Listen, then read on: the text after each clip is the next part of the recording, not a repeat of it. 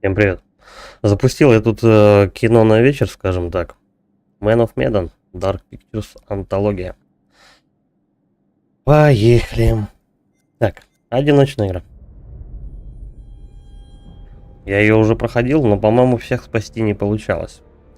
Новая история. Чё, серьезно? Средняя, да? Средняя сложность.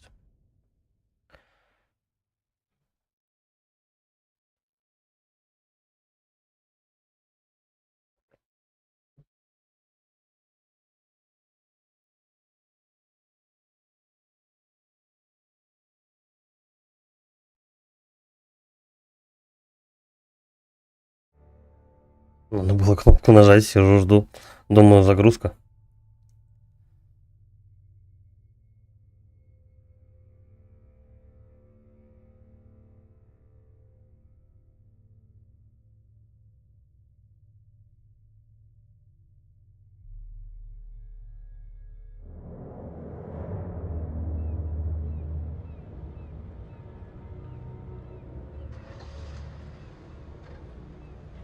Мужик с Медана.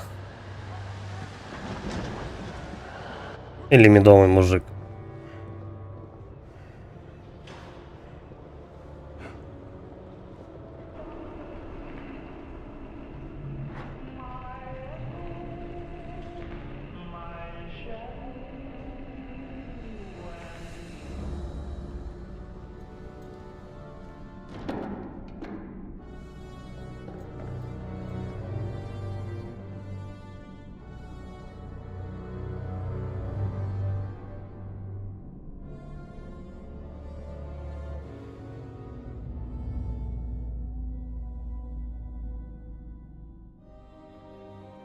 Джо, портовый рынок, Манчжурия, после Второй мировой войны. Алкоголики, хулиганы, тунеядцы. Ну все, дружище, давай-ка возвращаться на корабль. Оу. Стоп, машина. Чё? У красавчика Чарли появилось тут еще одно небольшое дельце. 你能搏斗吗，勇士？ Умею ли я? Эй, дай четвертак. Зачем? Хочу узнать будущее. Поехали. Рассказывай, Здорово, что Арисак. ждёт. 你对这些牌 Проходил эту игру? 有疑问吗？ Так, что там, любопытство, расскажи мне о моем сыне, стану ли я богатым. Ну, давай про сына спросим. Я про сына своего хочу спросить. Он, Альтруизм добавили. у него все хорошо будет? Как у него сложится жизнь?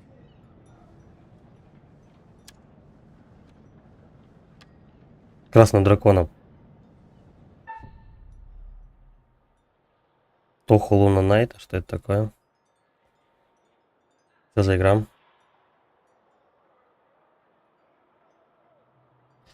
Так, мне нужно выбрать либо бамбук, либо дракон.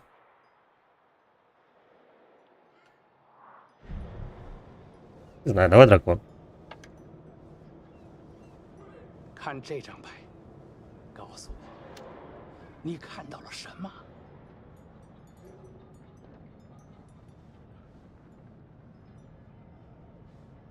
Ну, пока, естественно, выбор ни на что не влияет. Это так чисто знакомство с сюжетом. Ой, На с рыбу похоже. геймплеем. О, рыба какая-то, ничего. 你的财富可能来自任何方向。 Первый раз слышу про вселенную Тоха.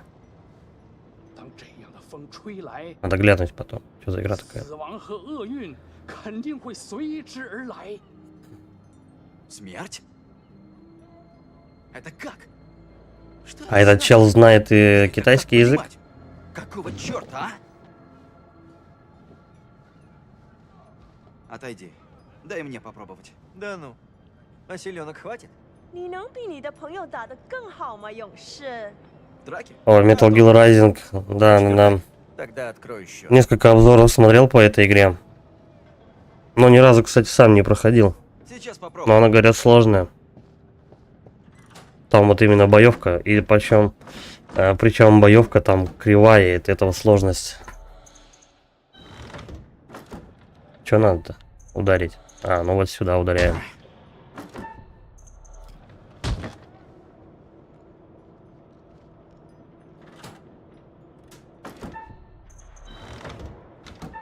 Че, не попал? Ага. Надо, чтобы перекрестие красным загорелось.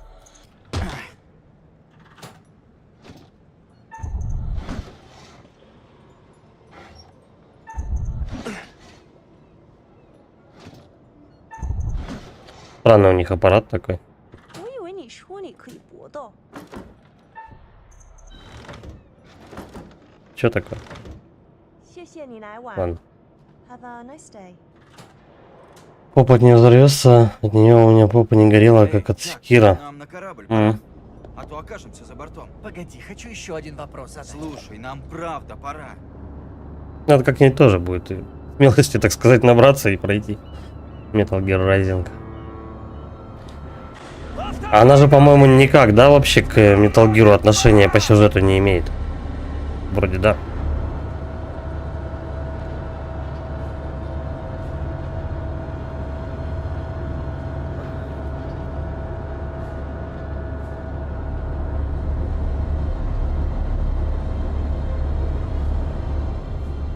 Что за игра? Man of Medan называется. Игровое кино. Ну, я понял. Насчет Секира. Секира тоже дело такое, оно как бы... Это ритм игра, по сути, Секира. Там главное понять, вот, что от тебя хотят, и потом она нормально проходит. Ну, типа, я с финальным боссом сидел... Сколько я с дедом просидел? По-моему, часа 2,5. Постой! А где мои 50 центов? 50 центов? Какие 50 центов? Верни деньги! Эй, отвали! Ты мне тут не приказывай!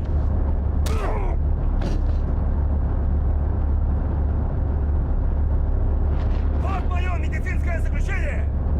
Эти парни надрались по-черному, потому и бузят. Этого можно тащить сразу в лазарет. Второго волоките в карцер. Не, это не про войну. Там посидит. Это про дайверов.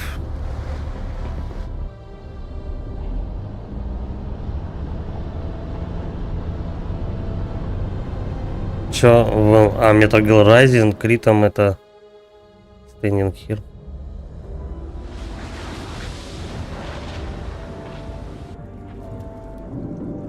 Я, наверное, знаешь, что сделаю? Я попробую, короче, ее без стрима, без видео, попробую так ее сначала поиграть. Если вот получаться будет, то я уже ее тогда на прохождение долбану. Наверное, так попробую. Но, правда, я не знаю, когда. Как время будет.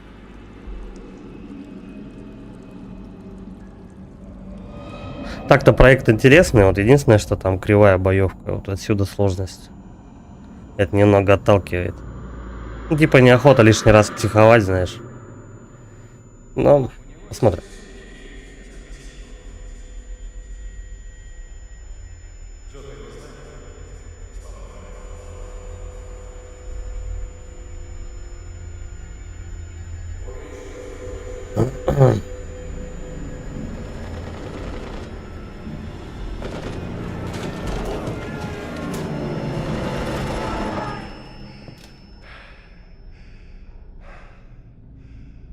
Лазарет. Час 36. Исследуйте корабль, найдите выход из лазарета. Ну давай. Фотокарточку посмотрим. Папе, возвращайся скорей. Хорошо. Да-да-да, кстати, вот и что-то в обзоре там такое говорили, то что вот прям в начале у тебя вроде ничего, но вот на первом боссе у тебя начинает гореть жопа, и если ты типа не поймешь, как эта боевка работает, то будет все плохо. Ну, посмотрим. Вот говорю, надо начать, посмотреть, если вот, короче говоря, в голове эти механики адекватно будут работать, тогда уже продолжать. Если нет, тогда нахрен питаться даже. Ключик.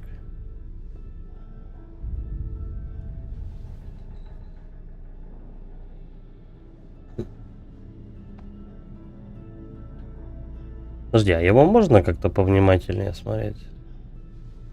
Нет.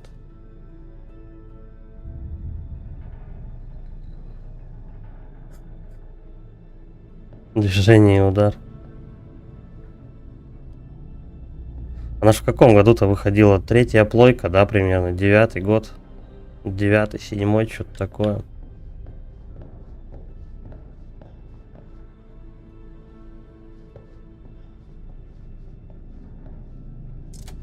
Так, а ты ее это какого?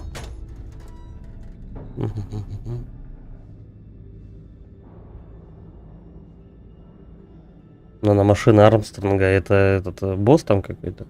Я видел, как финального... 13-й даже, ни хрена. Я видел, как финального босса там тоже кто-то горел сильно, проходя. То, что он там очень кривой, и, по-моему, он типа... Если ты его неправильно лупишь, то он бессмертный. Подожди. Что-то, по-моему, лежит внизу. Нет?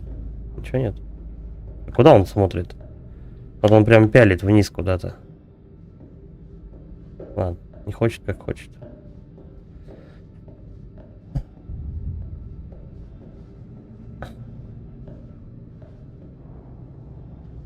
Привет, Чарли. Как отдыхается? Да выпустите меня отсюда. Что Я вот думаю, еще стоит ли... вроде самолет и выстрелы. Я тоже. Я вот думаю, стоит ли вообще летом еще, когда у нас выйдет дополнение к Elden Ring, стоит ли его проходить или нахрен. Я еще видел труп Что? в лазарете. Что-то не так. Давай выбираться. Выясните, что происходит на корабле. Подожди, он уже погнал в коридор, но... Я еще много интересного не посмотрел здесь. Чик, закрыто. Ну, код от сейфа, естественно, мне никто не сообщит. Ты про эту игру? Это хоррор про дайверов. Точнее, про пиратов, дайверов и все такое. Рядовой Чарльз Андерсон, находясь в увольнении, пребывал в нетрезвом состоянии и своим поведением порочил звание американского военнослужащего. Рядовой Андерсон ввязался в пьяную ссору с другим военнослужащим. По мнению офицера, произведшего арест, ссора могла перерасти в публичную драку, и потому были приняты меры по возвращению военнослужащих на корабль. 10 суток карцера. Одобрено. Ну, это как раз по мою душу бумажка. Это просто пролог, как бы объясняется. Тоже было все-таки. Чтобы потом, скажем так, связать все воедино. Я решил что-то кинцо на вечер запустить. Почему бы нет? Давненько Man of Medan не проходил. Гауптвахта, 27-я неделя, понедельник, Артур Миллер, рядовой, мелкая кража, 1 сутки карцера. За мелкую кражу одни сутки карцера всего. Что-то маловато. По идее, военный трибунал он всегда был пожестче, чем обычный суд. А в шкафчике Миллера были найдены вещи старшего офицера. Так он еще и, короче, старшего офицера обнес. Да ни хрена за 1 сутки, да его там это, я не знаю, казнить должны были. Да, кто-то брызнул. Давление у кого-то разыгралось. Кровь из носа, все такое.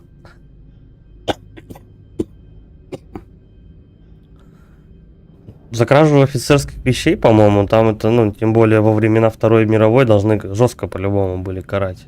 Типа чуть ли не к стенке поставить. Хотя... Да не, я думаю, все-таки бы к стенке могли запросто. Вещи возвращены владельцу. Среда. Дэвид Дэвис, рядовой, нарушение режима доступа, 2 суток карцера. Обнаружено в грузовом отсеке 3А без права находиться там, неповиновение приказа. То есть мужик случайно не туда зашел, и ему 2 суток карцера дали. А за мелкую кражу 1 день всего. Такое. Пятница, рядовой первого класса Луис Брент. Пребывание в нетрезвом состоянии в общественном месте. Сутки карцера. Обнаружен в нетрезвом состоянии в увольнении на берег. Своим поведением порочил звание американского военнослужащего Роберт Рид. Пребывание в нетрезвом состоянии в общественном месте. Одни сутки карцера. Обнаружен в нетрезвом состоянии в увольнении на берег. Своим поведением порочил звание американского военнослужащего. Суббота. Чарльз Андерсон. Рядовой. Пребывание в общественном месте. Драка. 10 суток карцера. Обнаружен в нетрезвом состоянии. Бла-бла-бла. Ну, в общем, понятно. Тоже 10 суток. Джозеф Робертс. Ладно. В общем, вот последним дали по 10 суток карцера.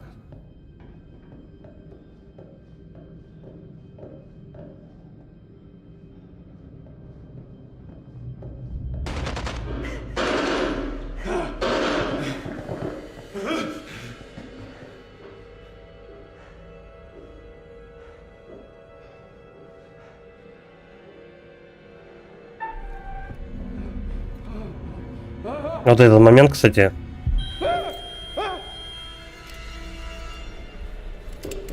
довольно криво сделан. Ладно, это пока еще все равно ни на что не влияет. Подожди, а мы отсюда пришли или нет? Вот сюда можно зайти? Здесь же проход по-любому. Да. Закрыто. Я, конечно, попробую там вот эти всякие найти картинки, но все никогда у меня не получалось собирать. Это надо типа несколько раз игру пройти, чтобы разные концовки у тебя получились, и тогда ты все картинки найдешь. Что это было? Тогда у меня не получится все картинки собрать в любом случае. Еще раз не вижу смысла ее проходить.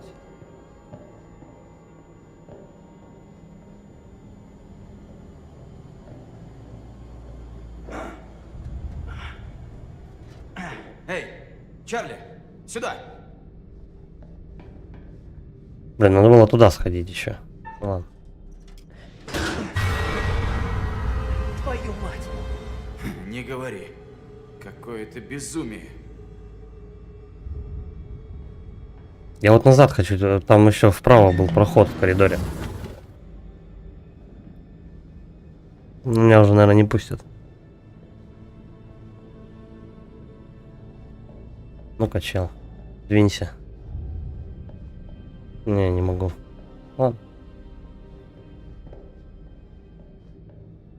Побыстрее мы можем ходить?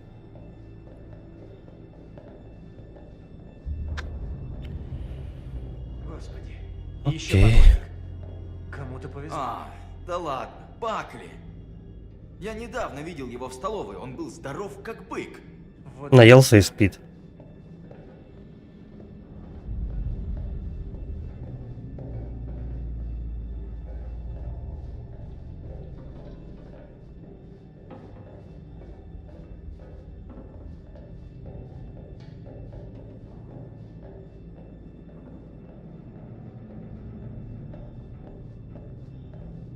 О, можно теперь.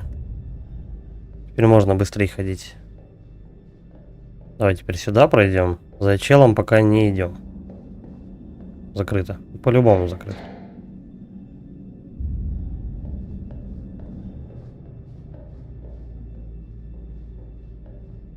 О, какие-то стенки ходят, врезается периодически. Невидимые. Наверное, первая часть самая кривая. Ну вот, Man of Medan, наверное, самая кривая по управлению сделанная. Потому что в Devil in Me там уже персонажи и бегать умели. И как-то получше все это дело проходилось. Видишь там пацана? Видишь суслика? Ты в порядке? И я не вижу суслика, а он есть. Ну-ка, что он там остановился? Ничего нету?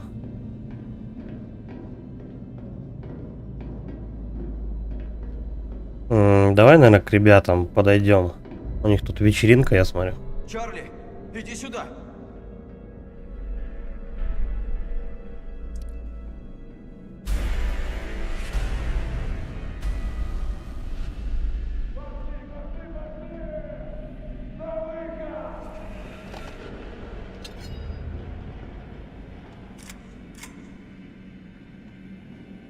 Там толпа в этих, как у военных лежит, и у всех нет оружия, только нож.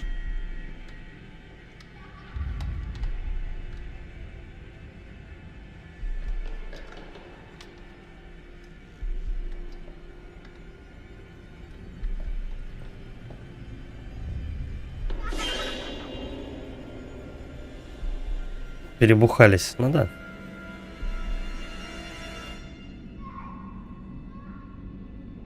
Напьются своей марихуаны и ебут друг друга в жопу. Эй, иди сюда.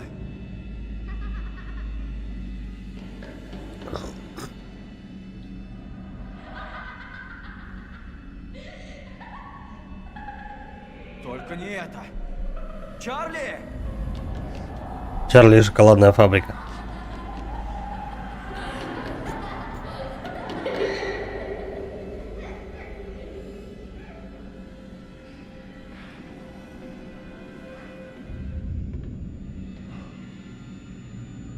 А пацан с ножом, да, идет?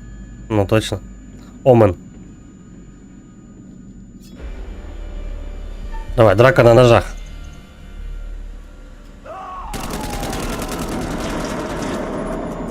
Терминатор. Маленький терминатор.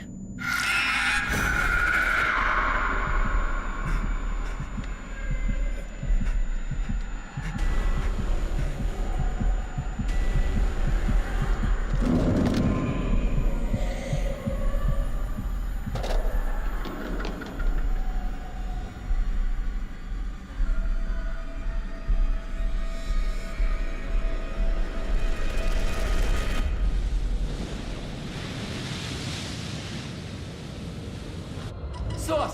Помогите! Есть там кто-нибудь? Где все? Меня кто-нибудь слышит? Ну давай же! Давай же, черт возьми! Шапочка у него прикольная. А можно хранить шоколадки. Это что за хрень? Маленькие.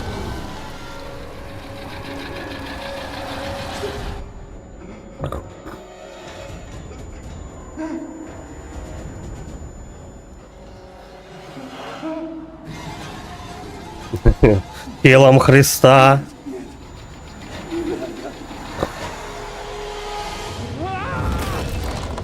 Хрусь. Промазал чуть-чуть.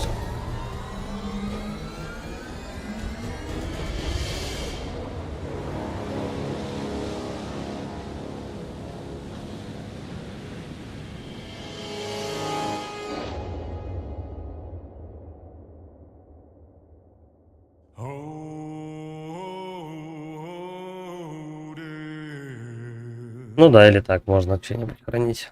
Шикарный саундтрек нам пожаловал.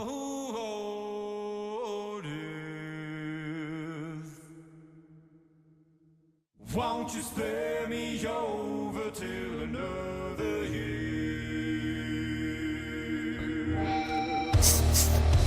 Стори Тейлор, ну, который басни эти травит, он тоже такой харизматичный мужик. Не знаю, чем он, почему-то мне Роберта Патрика напоминает. Ну, прям внешность очень похожа. Это который во втором Терминаторе-то играл.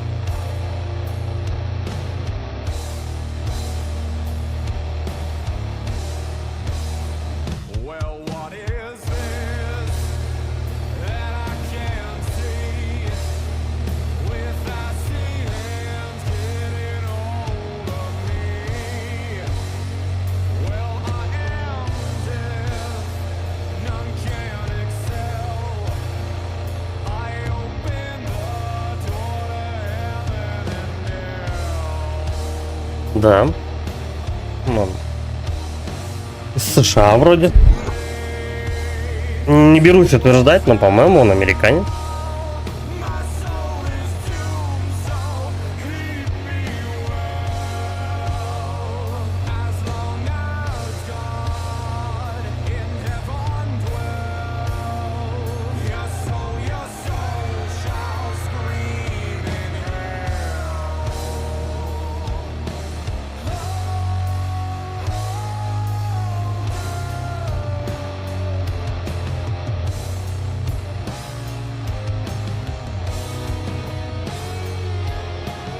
похож. Вот особенно, когда Роберт Патрик состарился такой.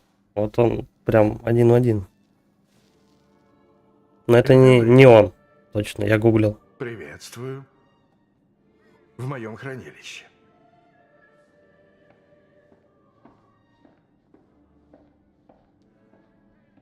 Забыл, как этого актера зовут.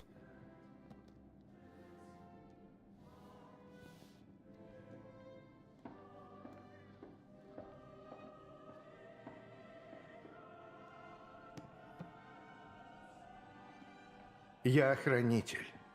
Хранитель историй. История о любви и злобе, жадности и красоте, жизни и смерти. Таких историй, как эта. Я Ну здесь, да, чтобы он записать то, что вы рассказываете. рассказчик истории. Эта история еще не дописана, и ваши действия определят ее финал. Вам решать, будут ли жить те, с кем вы... Если что-то не получается, он тебя подъебывает. Короче, типа там, ты хреновенько сыграл, но ничего, давай продолжаем. Столкнетесь. Он во всей антологии, Угаснут. как хранитель склепа байки рассказывал, то же самое. Мы принимаем решения, руководствуясь своим моральным компасом. И с этими решениями мы живем или умираем из-за них. Но не стоит бояться смерти, она ведь неизбежна.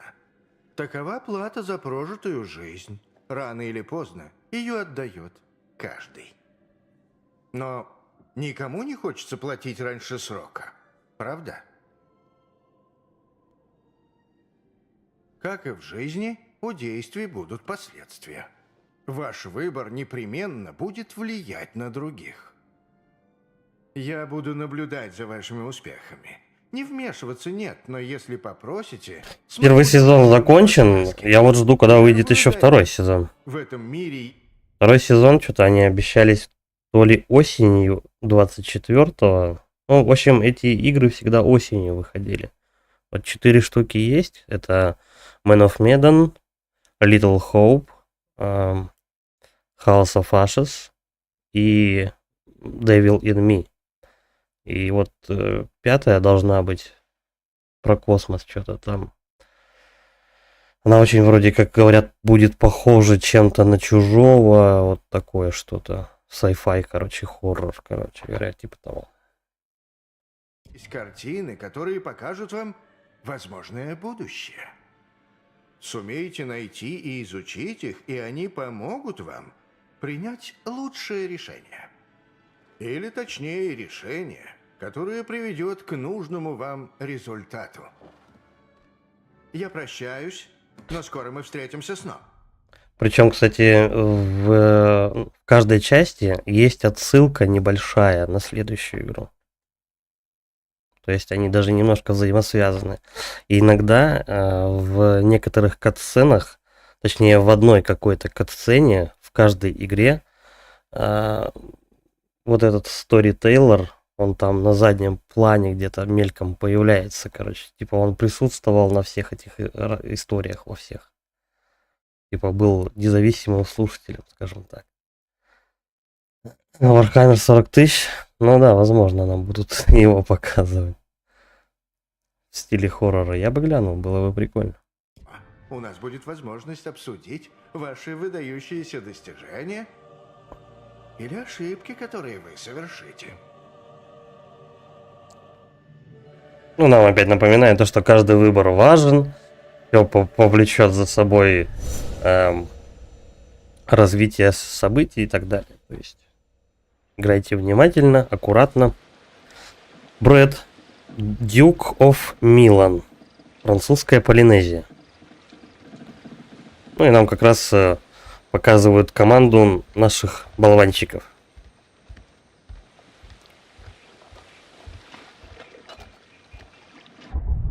Брэд — остроумие, брат Алекса — невинность.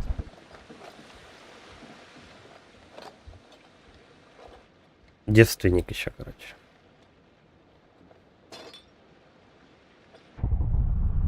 Мотивация. Алекс, брат Брэда, молодой человек Джулии. Думаешь, хватит? Если не хватит, вызовем подкрепление.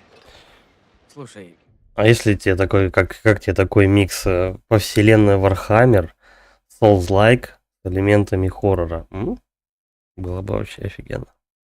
Я там еще ни разу не был. Черт. В океане. Не нырял.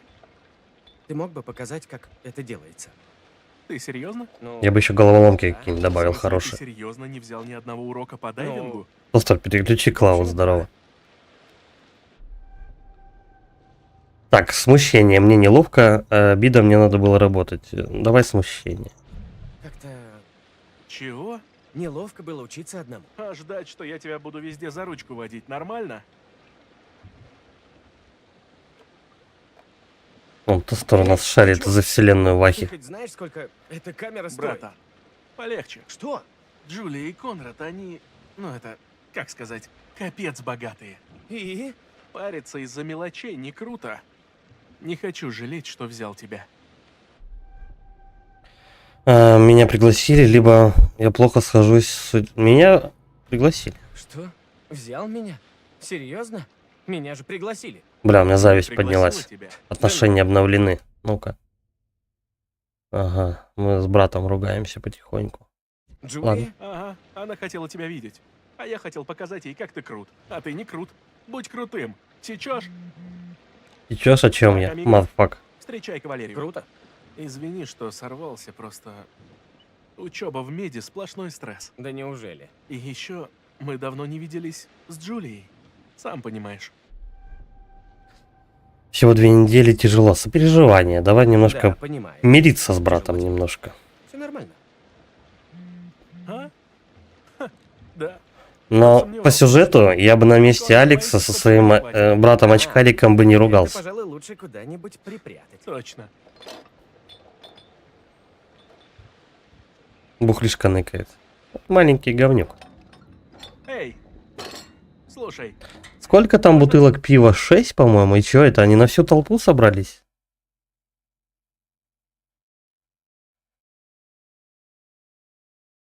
Джет Стрим Сэм. А кто это такой? кое о чем спросить. Что такое? Да просто...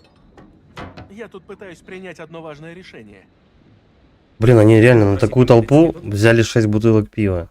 Это не очень. Нет, Если, но конечно, кто-то не припрятал, мать его, еще. это тоже очень важный вопрос, понимаешь? Сложно сделать правильный выбор. Так, доверься чутью, подумай еще. Ну давай осторожность. А ты точно готов? Подумай еще. Взвесь. Так, Какие есть правдивость за и вверх, курс изменен.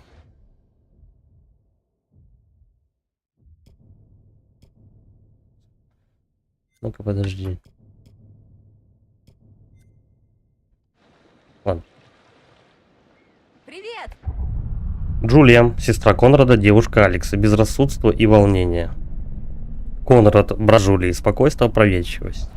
Вот этот, кстати, самое сыкло, по-моему, в этой игре будет. Пардон.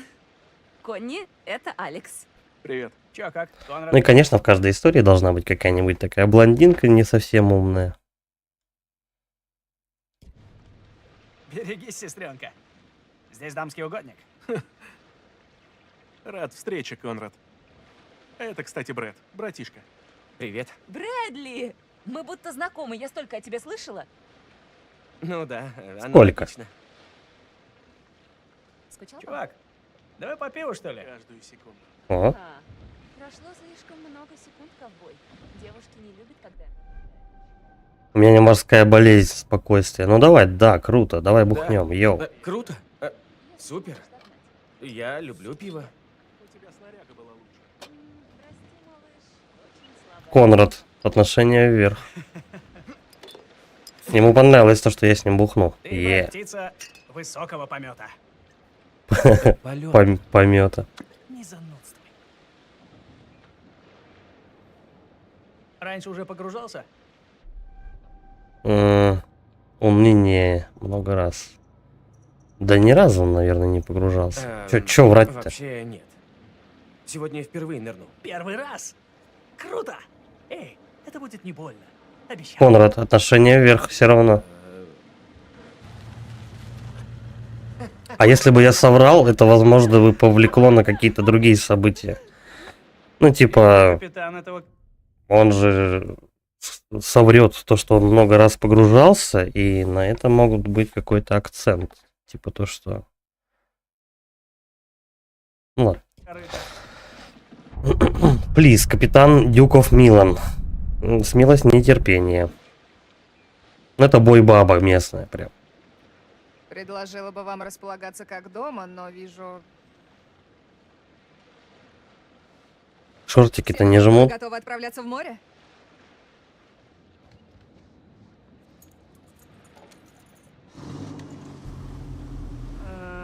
Ну, если ты предлагаешь... Ну вот, минус батл пива.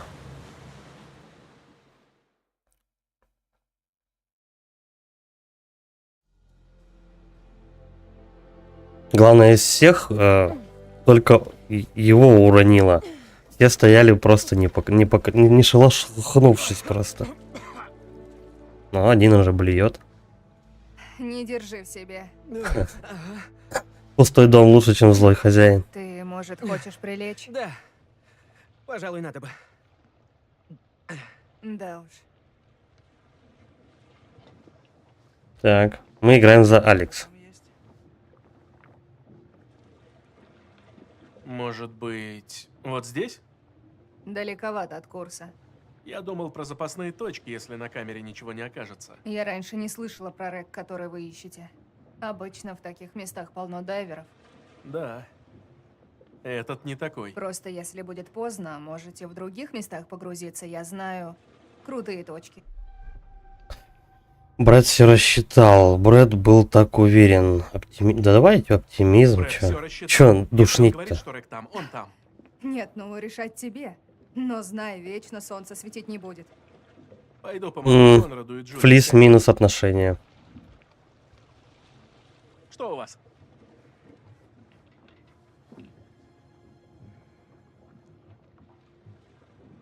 Вы только полюбуйтесь. Выходит, Брэд все правильно рассчитал. Я в нем и не сомневался. Он молодец. Здорово помог. Плиз, мы нашли самолет. Да? Да, времен Второй мировой. Мы готовы нырять. По правилам, мы должны сообщить о нем портовым властям. Он не зарегистрирован. Ага, по правилам. Точно не хотите сделать все по закону? Какая разница, нельзя нырять. Разочарование, давай. То есть, ты предлагаешь не погружаться? Блять, Флис опять минус. Мы чё, в детском саду? Я предупредила. Да если мы просто посмотрим. Кто узнает? Ладно, только давайте быстро. И ничего там не трогайте. Жду не дождусь, когда можно будет нырнуть. Я буду первой. Представляете? А я вот жду не дождусь, когда начнут лицевую анимацию адекватно делать. Еще немного, и можно будет вас запускать. Я подготовлю баллоны. Парни осмотрят снаряжение. Ты проверь камеру, вдруг увидишь что-то полезное. Окей. Эй, проверь, как там твой брат. Да блюет он, что его проверять-то? Так, ну давай по порядку смотреть все. Ну, подойди, блядь, да подойди ты. А это похоже на вход. Во. Снаряжение почти готово. Спасибо за снаряжение. Слушай, спасибо еще раз за крутую снарягу. Качество тут решает. Ага. Что? Джулия, Ты отношения же выше. понимаешь, что мой банковский счет не соревнуется в размерах с твоим членом. Шутливость. Ну, а если бы соревновался, я бы достойно выступил? Ну, если с поправкой на инфляцию, должна сказать, Отношения что я минус, пока не да, в восторге твою от мать. нашего капитана.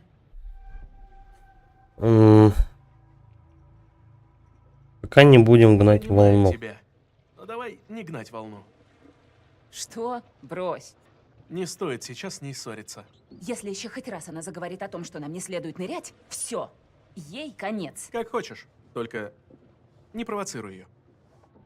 Ладно, я пока займусь ребризерами, а потом мы вместе завершим подготовку. Окей?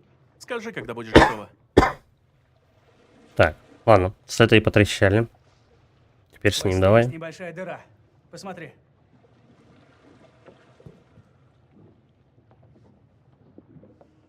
В хвосте есть дыра, значит мы через нее и пойдем, да?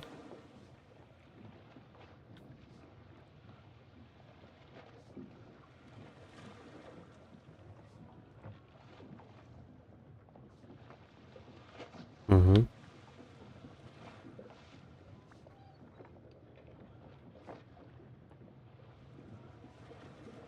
Последняя фотка, там это чел в купальнике стоит.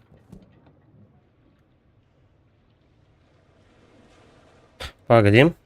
Тут можно еще что-то? Вот бинокль. Давай посмотрим.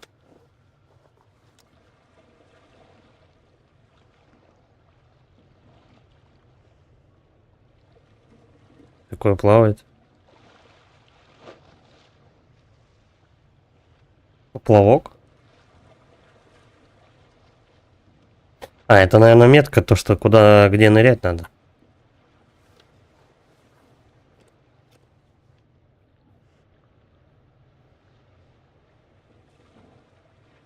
Угу.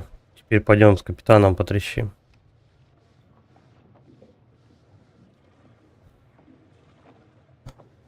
Погодка.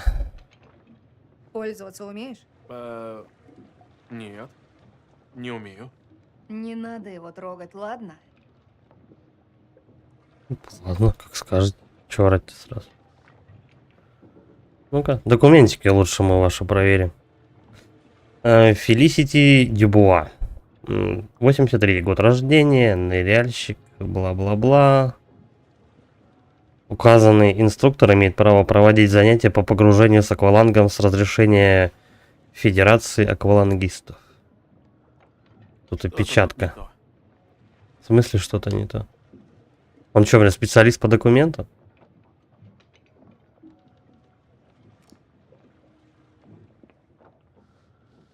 Да вроде нормальная ксива, чё.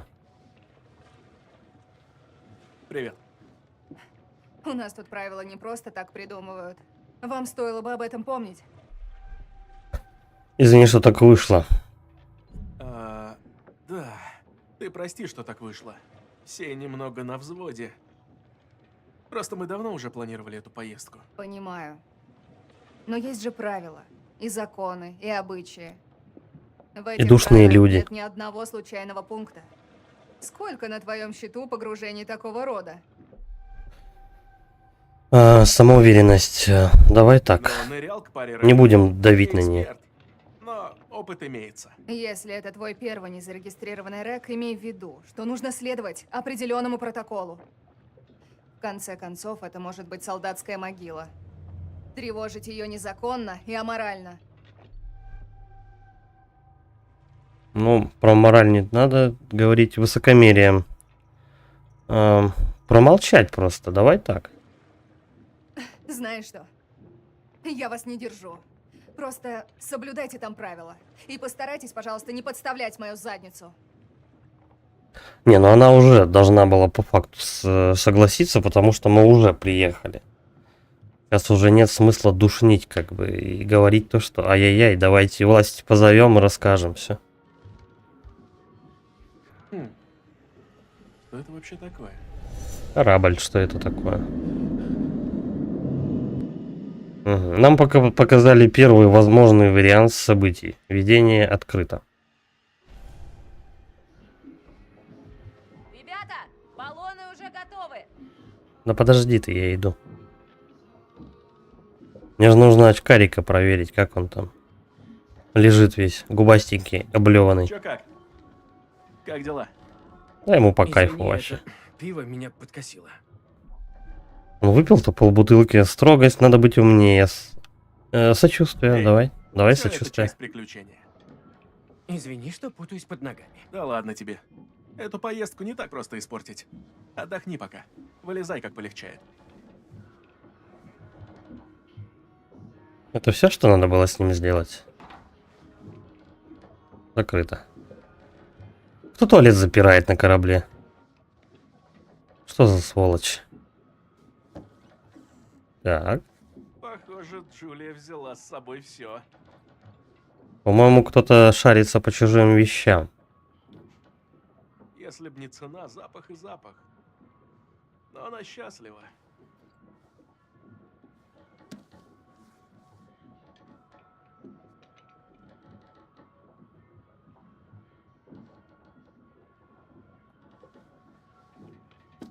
Ну, это же по-любому не его вещи. Че он полез туда руками своими грязными?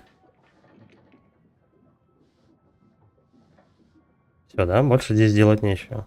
Выходим.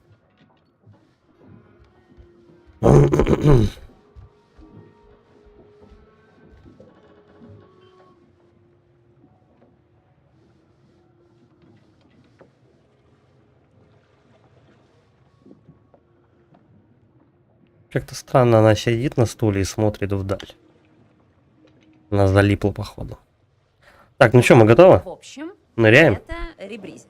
Он гораздо круче обычного акваланга. Он берет весь углекислый газ, который ты обычно выдыхаешь в воду, и быстро рециркулирует его. И он снижает время декомпрессии при подъеме. Классная штука. Итак, кислород проверил. Эй, полегче, торопыга. Сперва кислород проверь. Спасибо за помощь. Спасибо за помощь.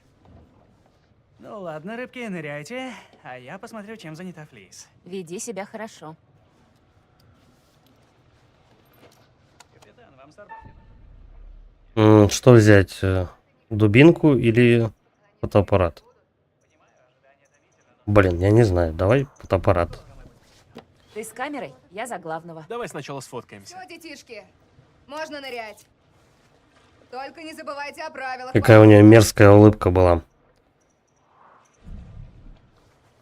И это тоже можно взять, оказывается. Палка у меня. Да, я это вижу. Ха-ха. Пользовалась такой?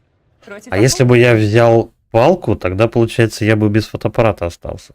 Интересно.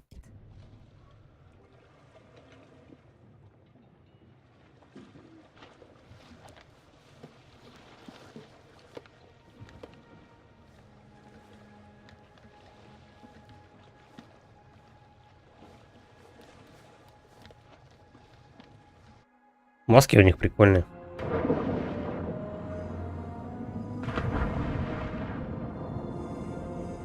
Эй, все норм?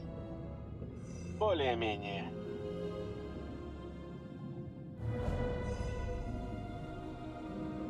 Жалко, что Флис зануда. Она думает, мы будем грабить самолет? Эй, сувенир, это круто. Из-за одной вещицы никто не пострадает. Я никому не скажу. Но вряд ли рэк проверяют каждый день. Вон. Силуэт. Это он. Ух ты! А он гораздо больше, чем я думала. Черт. Еще и не тронутый. Это же охренеть какая находка. Давай поплаваем, поищем вход.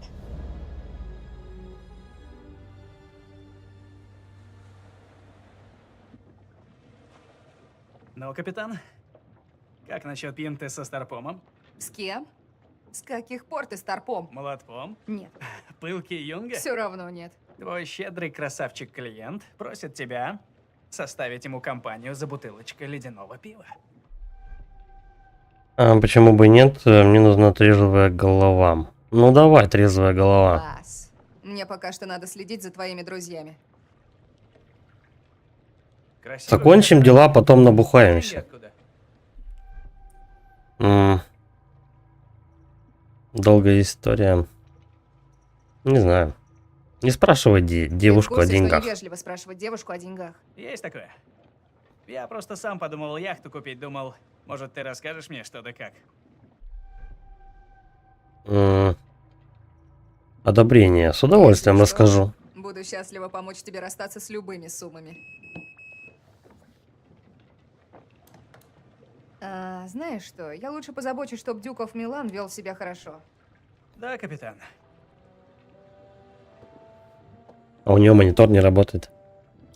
Дождитесь, пока остальные вернутся на поверхность, поговорите с Брэдом. Ну, давай попробуем поговорить с Брэдом. Погода ясная. Надо приглядывать за облаками.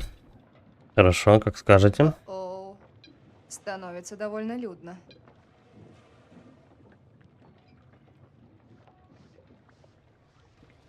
Ну чё, как дела?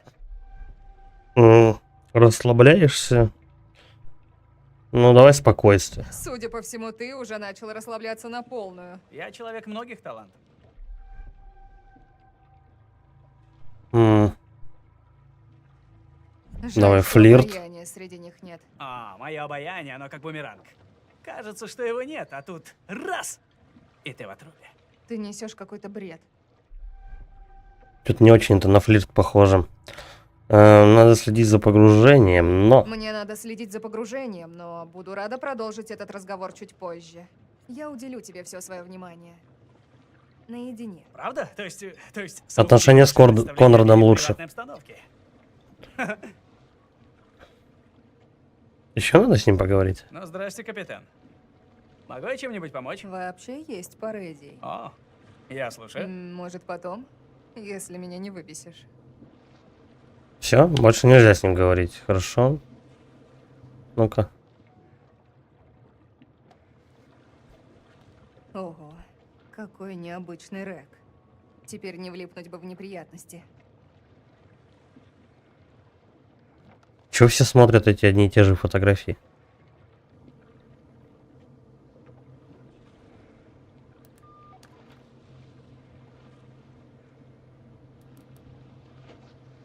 Джули, это Дюк. Алекс, это Дюк.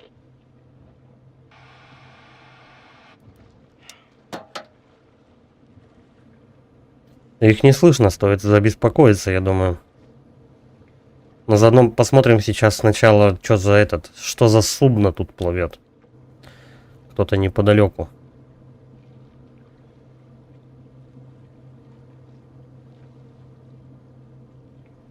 Че, никого нет?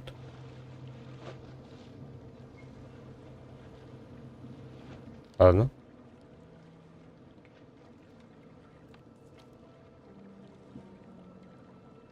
А с другой стороны корабля не посмотреть?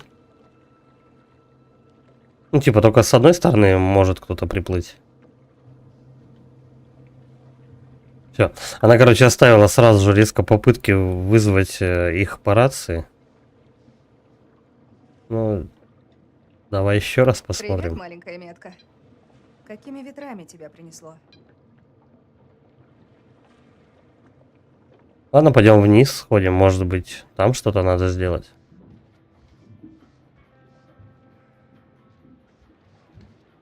О. Раньше этот ящик не горел.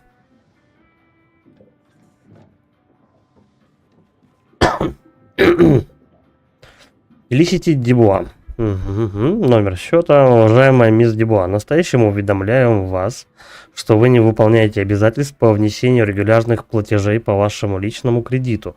Остаток кредита составляет 24 783. Из них 3481 должны были быть внесены к 1 августа 2019 года. Данный платеж просрочен с этой даты. Многочисленные запросы о выполнении платежа и предложения о реструктуризации долга остались без ответа. Если мы не получим указанную сумму к 30 августа 2019 года, нам придется начать процесс обращения взыскания на предмет залога, а именно на судно под названием Duke of Milan. Прошу отреагировать. Искренне ваш, Шарль Серран, главный бухгалтер. Дайверы, туры, рыбалка, продать ноут. Всего за месяц 8500. Позвонить банк, отключить сотовый. Короче, денег она должна. Если она не найдет деньги, то у нее судно заберут. Кредиты надо платить вовремя. Так. Теперь дверь в туалет открыта.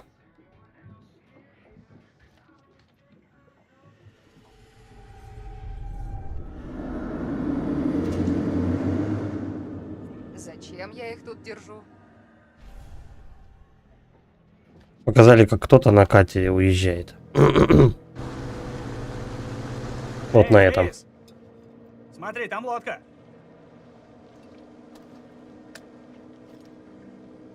Чем им нужно? Рыбацкая лодка, похоже, это не береговая охрана. Это не береговая охрана. Значит, мы не арестованы. Что нам теперь делать? Молчи, я разберусь. Беспокойство, что-то не так. Ну давай уверенность, она все-таки капитан. Нам ничего делать не надо. Я капитан, и я разберусь без тебя. Все ясно?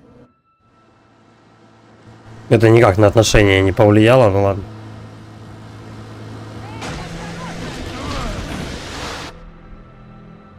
Внизу дайверы. Внизу дайверы. Парни, лучше сделайте крюк, у нас внизу дайверы.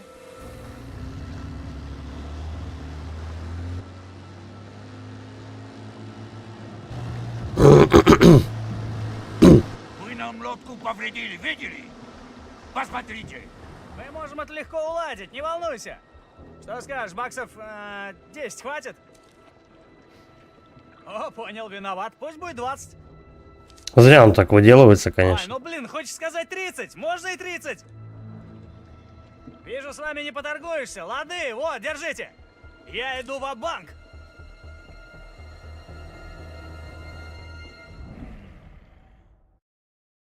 Одноглазый его запомнил.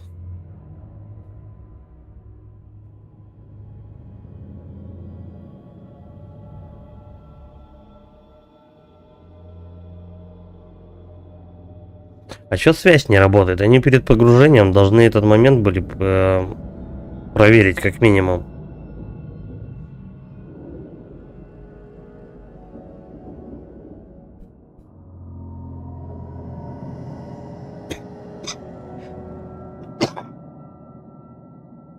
Конрад сказал, на одном из кадров виден проход. Конрад? Правда? Правда. Задняя турель.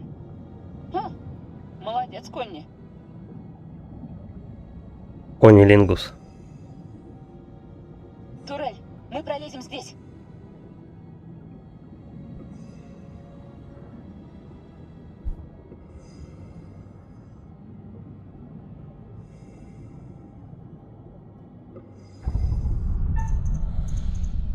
Ай. Эй, Я задумался. тут опасно. Пропустишь даму? Исследуйте обломки самолета, вернитесь на поверхность. Ну, давай, а что тут смотреть-то надо? Минутку, я хочу сказать. Офигеть, Алекс, ну мы крутые! Мы это сделали! Мечта сбылась! Ну все, не будем тратить время. Вперед, к открытиям. Так, вот здесь что-то есть. Подожди, назад, назад. Вот это что? Еще одна картинка.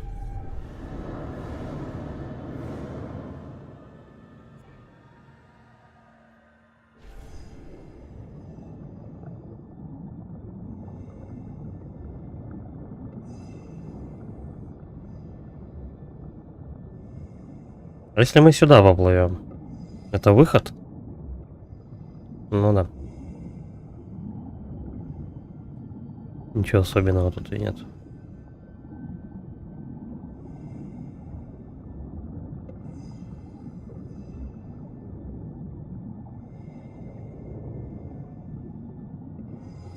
Посмотри. Бомбодержатели переделали под шлюпки. Интересно. Одной шлюпки не хватает. Кто-то уплыл. Посмотрим, что еще тут осталось. Какой-то секрет был найден. Ну, это вот по поводу шлюпки.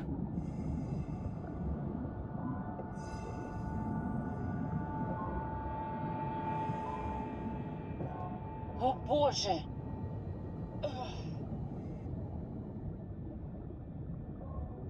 Ну-ка, потревожим мужчину. Он что-то держит.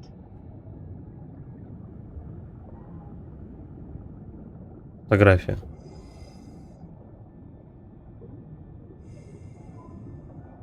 Я не думаю, что нужно его с собой брать. Да. Ого. Оставляем как есть. Какого черта тут случилось? Мне кажется, Они знали, что им конец. Странный вывод. Ты слышал? Давай проверим.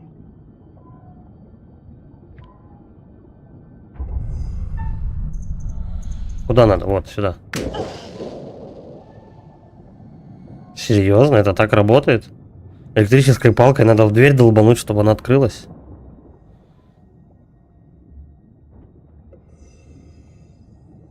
Ну, чё? Заходим? Ой! Мурья насраная. Я же дернулся. Быстрее. Не самый плохой исход. О,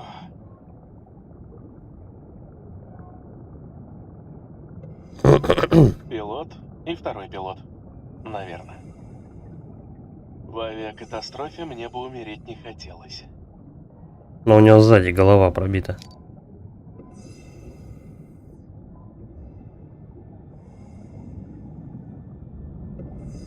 Осторожней, он уже очень давно тут лежит. Да-да-да. Да-да-да, и все равно лезет. Чё надо? А? Зачем он это делает? Джулия! Боже! Эй, ничего больше не трогай, прошу. Зачем это нужно было сделать?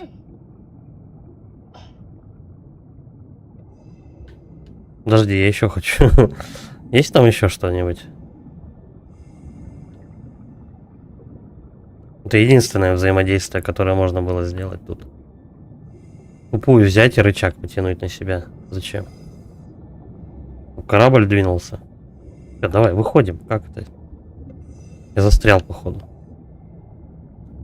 Ну, давай, давай, давай, давай, давай. О, наконец. Наконец-то я выбрался отсюда. Все, мы теперь линяем.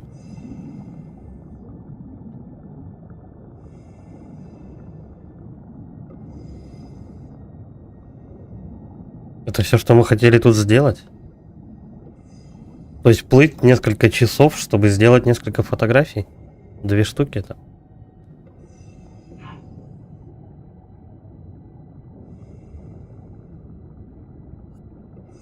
Секрет найден. Следы пуль по всему фюзеляжу. Пуля от зенитного... Увидит. Пуля от зенитного оружия.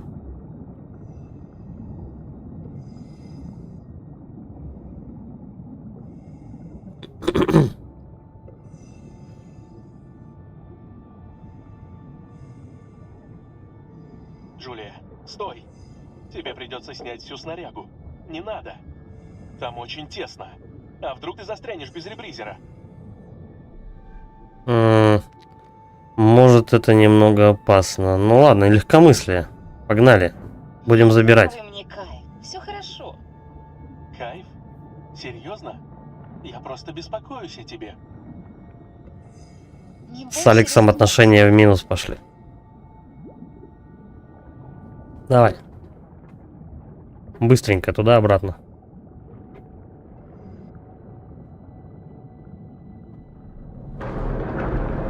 Опа.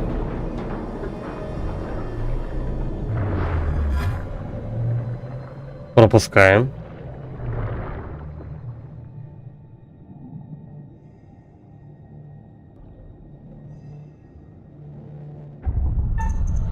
А как она назад поплывет?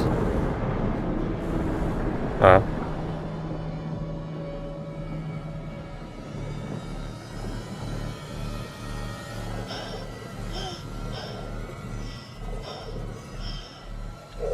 Все нормально. Если совершишь ошибку, это конец. У нас всего один шанс. Я знаю, что делаю. Беспечность. Все хорошо. Видишь, я жива. Но проблему. Написано самолет спасательный. Вылетел с американской базы. Так, служба воздушно-спасательных операций, летный план, тип полета, визуальный поисковый полет, бла-бла-бла. На какой-то остров они летели.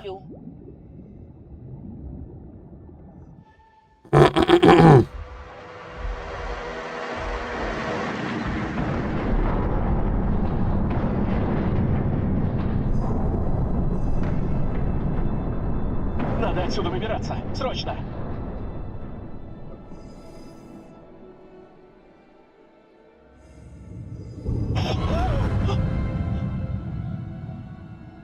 Акула!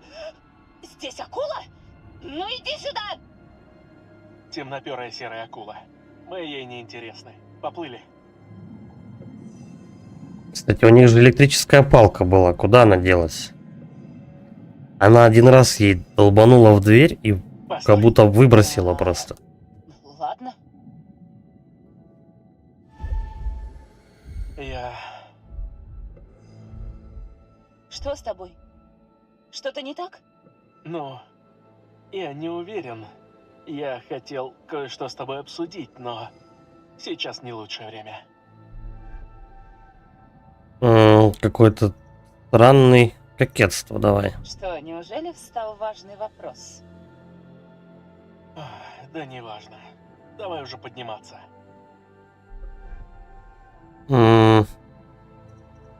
Веселье. Ох, Алекс, у тебя в голове больший бардак, чем в самолете, который на нас чуть не рухнул. Давай без этого, окей? Давай. Нам давно пора подниматься. Лиз, говорит Джулия, мы поднимаемся, ждите. Эй, куда там другая лодка?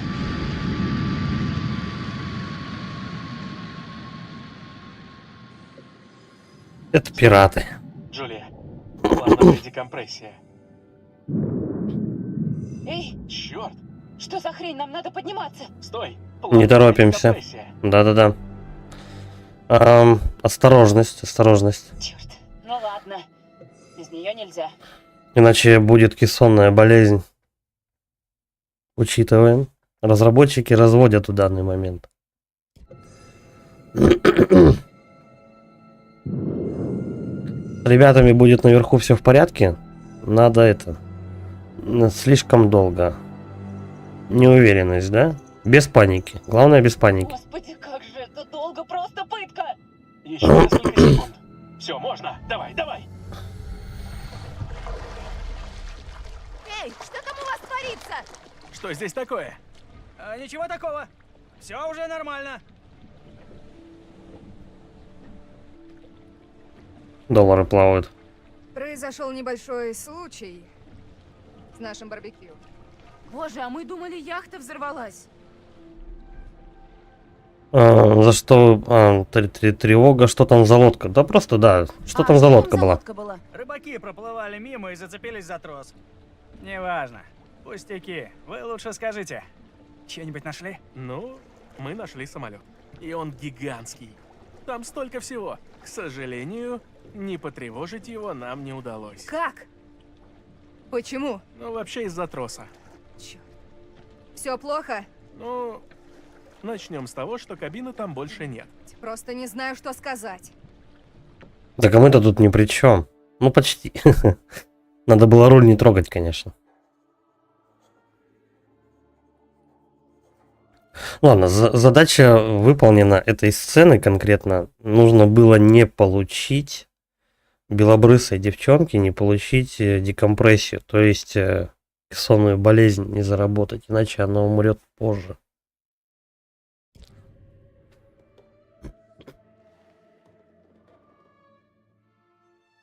Знакомитесь с нашими искателями приключений? Алекс и его младший брат Брэд плавают с крупной рыбой.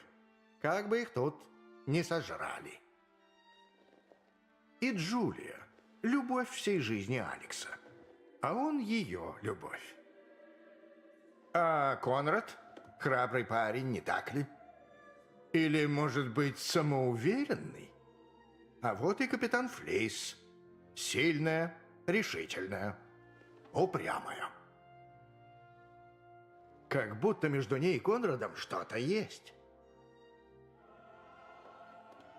Будьте уверены, вы помогли им принять решение, которое их еще порадует. Прекрасно. Ну, типа первая глава закончена.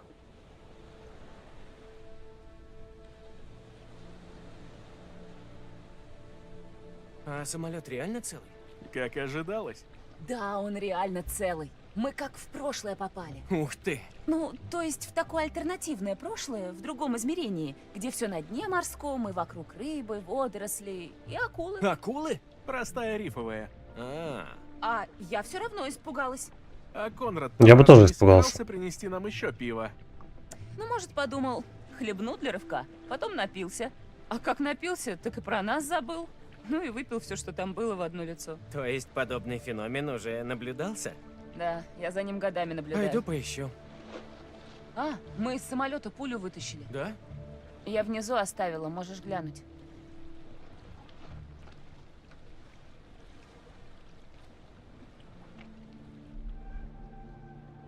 Дружелюбие. Эй, чего ты притих? Ты как?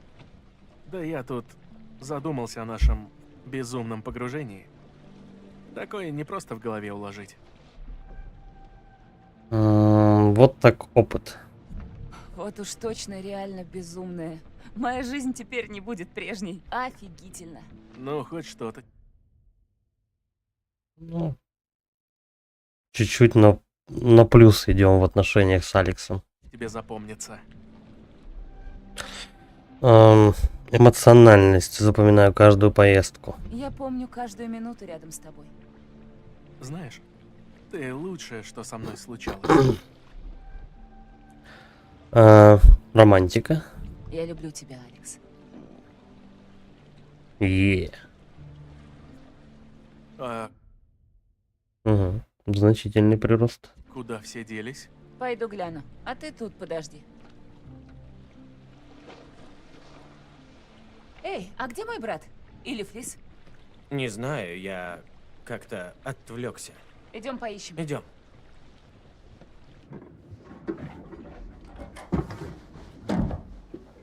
Оу май гад. У меня такого не было, кстати, при прохождении, по-моему.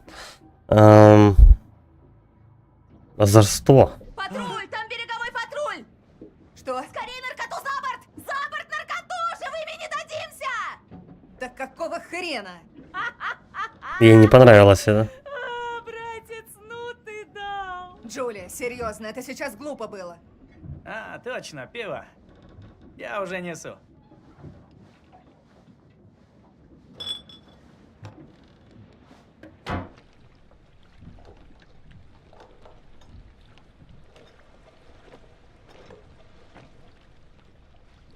Я не совсем понимаю, какая роль здесь у Конрада. Пиво таскать только. Так, раз мы все собрались, давайте рассмотрим навигационный планшет.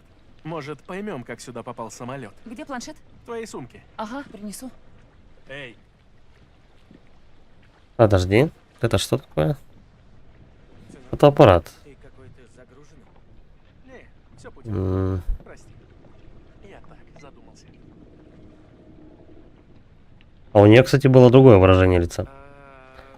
После того, что случилось, нырять нельзя? Давай я еще раз повторю для протокола. Мы не делали, по-моему, эту фотографию. Служба воздушно-спасательных операций остров Кануин. Дело уже сделано, и теперь надо молчать об этом вечно. Иначе попадем в тюрьму. Ну, я буду молчать. Ну, завтра-то ныряем? Всё. Пошли вниз. Я уже забыл, зачем она пошла. Хочу своими глазами увидеть. Зачем она собиралась Где идти? планшет? Прости, я... Да, иду, Ничего. иду. Найдем его.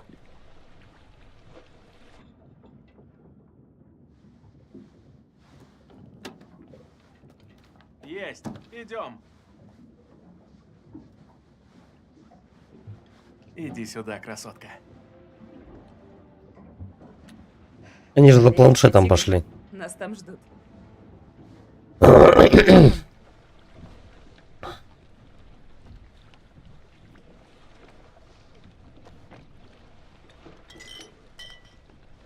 Они пошли за планшетом, а принесли какую-то карточку, бумажку, я не знаю. Кто от этого откажется? Внимание, зацените. Маньчжурское золото. Реальные затонувшие сокровища. Что скажете, Кэп? Координаты? Ну да, это координаты. Пункт назначения самолета? Сможем завтра туда дойти? Это пара часов отсюда, ну, по погоде. Ого. А еще что нашли? Нашли план полета. Похоже, это был спасательный самолет. Да, логично. Дальние бомбардировщики применяли так после войны. И самолет явно сбили. В нем полно пулевых отверстий. То есть, получается, у нас самолет летел в ту точку, где сейчас были координаты, вот о которых они говорят. То есть он в ту сторону летел. Ну, пулю из фюзеляжа вытащила. Ха. Мы видели спасательные плоты. Наверное, самолет упал, не успев их доставить. И одного не хватало. Совести у вас нет. В смысле? Я же говорила, ничего там не трогать. Ну, хватит, не начинай опять. Я сейчас не про закон. Но мертвых они не сердили. Нет, вы творите, что хотите. Нельзя было там ничего трогать. Извинения. Ты права. Мы были неосторожны. Мне очень жаль, что так вышло. Ладно, может. А то мы уже с ней немножко ругаться начинаем. Вам вообще не надо было туда спускаться. Это не к добру. Думаете, можно смело тащить оттуда, что хотите? Но у всякой вещи есть своя энергия. Вы зовете Да. призраков с морского дна. Началось. Мы пульку только одну достали и все. Да ты вообще редко думаешь. Просто раньше я не слышал таких крутых страшилок. Это вам не страшилки, не развлекалочка. В океане тонут люди, их могилы надо уважать. Я согласен. Брэд, много страшилок знаешь? Ну, знаю, но они, конечно, совсем не такие, как у Флис. Сказку давай. Про гроб на колесиках. Поддержка, да. Давай Давай. поддержим Мы его. все уже заинтригованы. Только она довольно бредовая. Ну давай, напугай нас. Ладно, поехали. История реальная. Случилась прямо тут рядом. В очень старом маяке. Ну да, классика. Блин, такое ощущение, что за блондинку прям надо все время отвечать там, где сердце нарисовано на выборе. Да ну, не верю. Проверим. Откуда знаешь? Проверим этот момент. Ну, в порту я встретил дряхлого старика, просоленного насквозь, повязка на глазу, деревянная нога, и за $1 я купил эту тайну. Похоже на правду. Тот маяк стоял в атолле, отрезанный от внешнего мира. Луч света во тьме, отрада моряка. Смотритель слышал, как волны бьются о скалистый берег. Вдруг из тумана выходит женщина.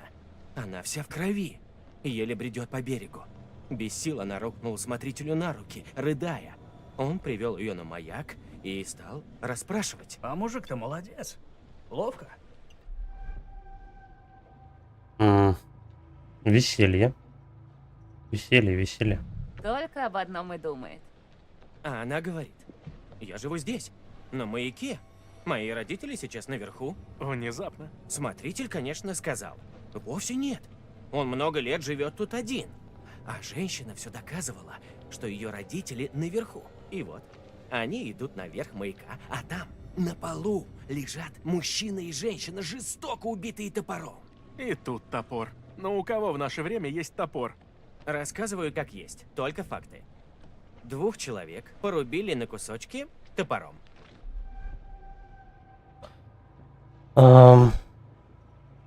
Провокация давай. Ну да, иногда надо приукрасить факты, чтобы ярче засияла истина. Понимаю. Ладно. И кто убийца? А женщина: это все мой муж. Потом на шкаф смотрит и такая: он вон там. Ну, конечно, муж. Вот именно поэтому я замуж как-то не тороплюсь. Тогда смотритель подкрадывается к шкафу, открывает, и так и есть, внутри человек. И он глотку себе вскрыл. Смотритель в ужасе пытается разглядеть лицо мертвеца. Ближе, ближе.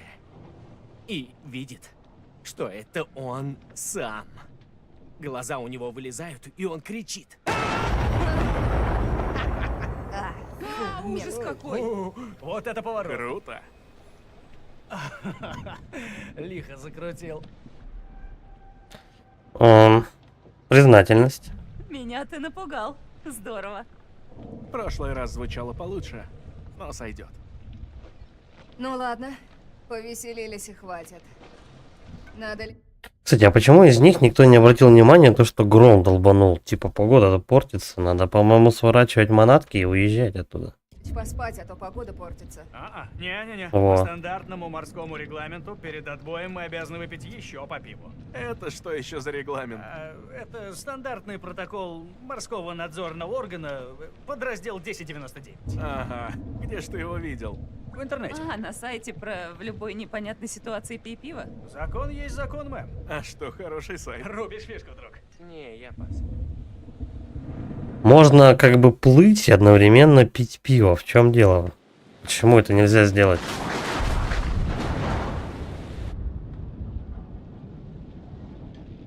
Погода портится, идет дождь. Почему они не уезжают? Почему они все легли спать? А если шторм начнется?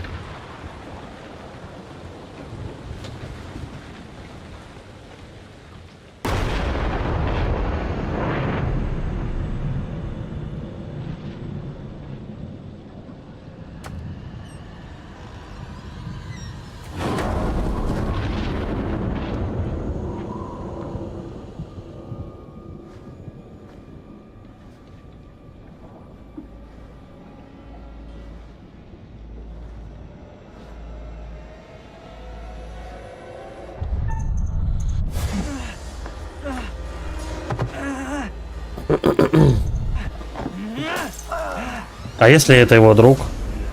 Тихо.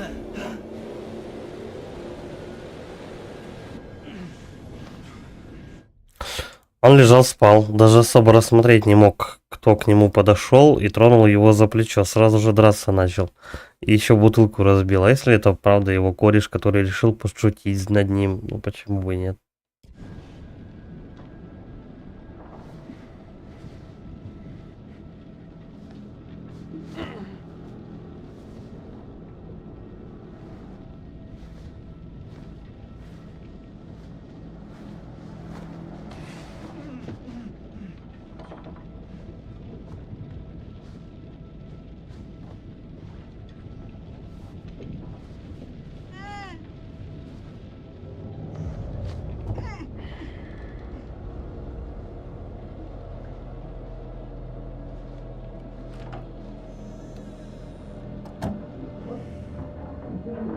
Кстати, они в такую непогоду даже не услышали, как к ним катер подъезжает. То есть мотор они не услышали. Они просто легли спать в тупую. Пиво напились, шторм начался, ну точнее, ну хотя бы непогода такая уже легкая.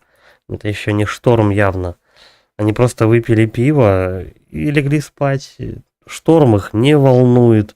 Кто к ним подплыл, это не волнует. Никто ничего не слышал. Бдительности ноль просто.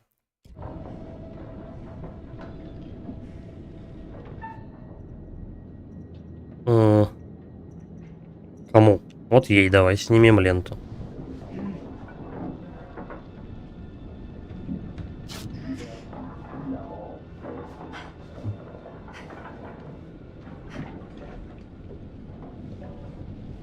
Теперь второму давай.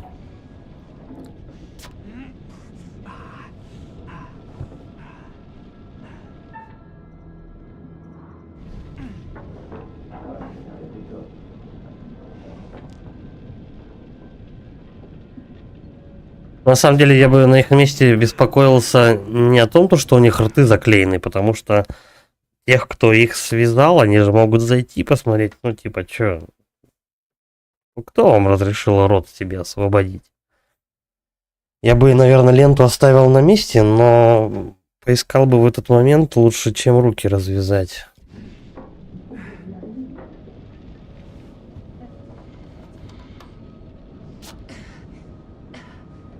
Видимо, поболтать это было важнее. Джули, ты как? Нормально.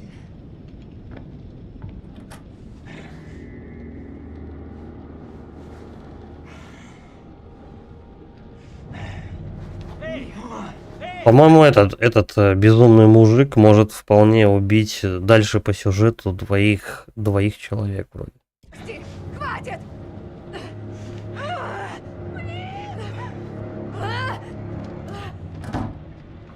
Уже почти. Зачем им рот заклеивали, непонятно. Почему никто за ними не смотрит вообще? Новости. Хорошая и плохая. Плохая? Да куда Новость в том, что это могут быть рыбаки, которых я взбесил. Молодец, Конрад. Отлично. Красота. А хорошая? Ну, я их узнаю. Это могут быть рыбаки, которых я разозлил. Да, я их узнаю. Так он их сразу же... Разве тяжело было вспомнить мужика одноглазого, я не понимаю. И что тут хорошего? Я думал с этого пункта начать. Боже, ну ты и кретин. Эй, Алекс, что они с нами сделают? Не волнуйся. Хотели бы убить, давно бы убили. Если просто убьют, это еще полбеды. Развязать, наверное, давай так. надо освободиться. Срочно. Я не стал пока осматривать. Не вышло. Может, прокатит.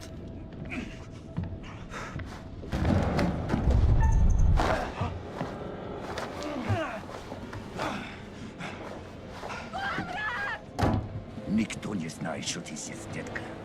Здесь никого, кроме нас. Давай-ка развлечемся. А не пошел бы ты нахер, дерьма кусок. Слышь, отвали.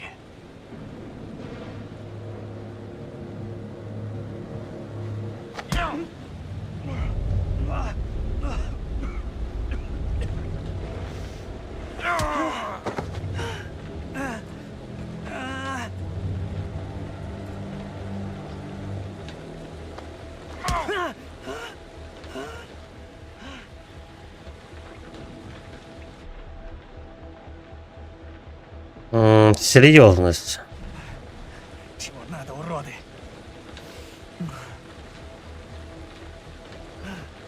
Это ни на что не повлияло особо.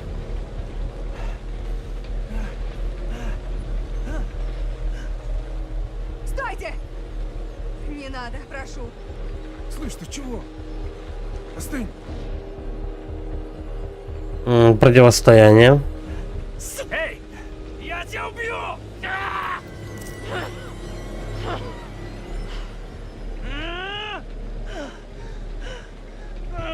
Я не знаю, можно ли было ухо спасти или нет. Наверное, да.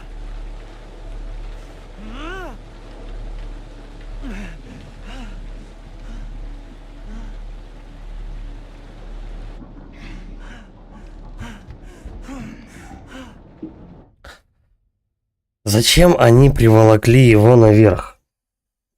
То есть открыли резко дверь, вытащили мужика, подняли наверх, отрезали кусок уха и обратно отвели его туда, где остальные сидят. Зачем это, я непонятно. Веди себя хорошо, малыш. Возмущение. Отвали! Отвали! Будем за бунтаря отыгрывать.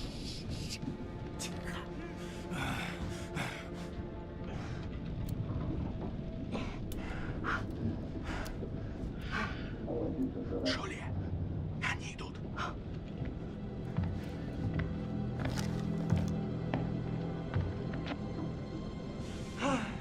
А он разве не заметит, что у нее руки были сзади связаны? У девчонки руки впереди. И рты у всех открыты. Господи, Конрад!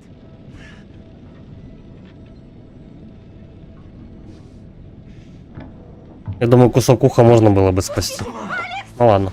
Эй, руки убери! Сволочи! Андон, хлебар, закрой.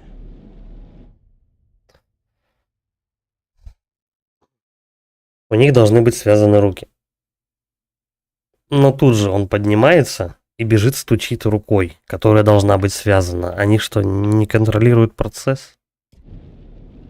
Тоже мне пираты. Они ее бить не будут. Флис не тронули.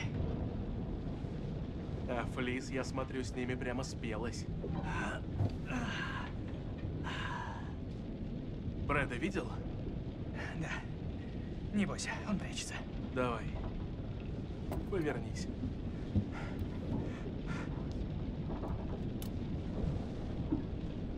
Руки не показывай. Как приведут Джулию, попробуем на них напасть. Он уже спалился, то что у него руки не связаны. Зачем они ее туда таскали наверх? Нет, ну что за хрень?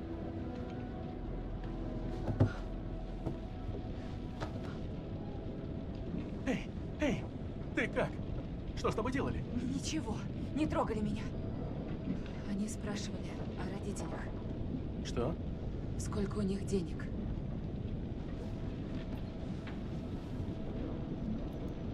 Ну, очевидно, что их деньги только интересуют.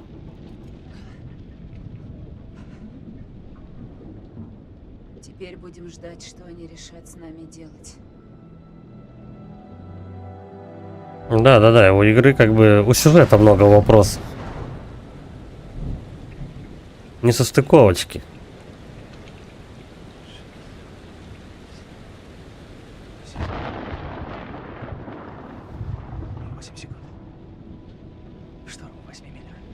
У них был катер, может его угнать? То есть, если между разрядами грома считать посекундно, то можно типа определить, на каком расстоянии шторм от тебя? Интересно. Да, у них катер. У главаря есть пистолет. Ну, кто-то может пробраться на катер.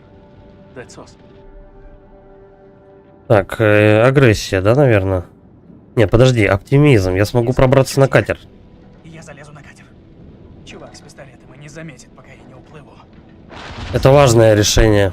Я пролезу в окно, только сначала надо его выбить. Слишком громко. Услышит. Мы дождемся удара грома.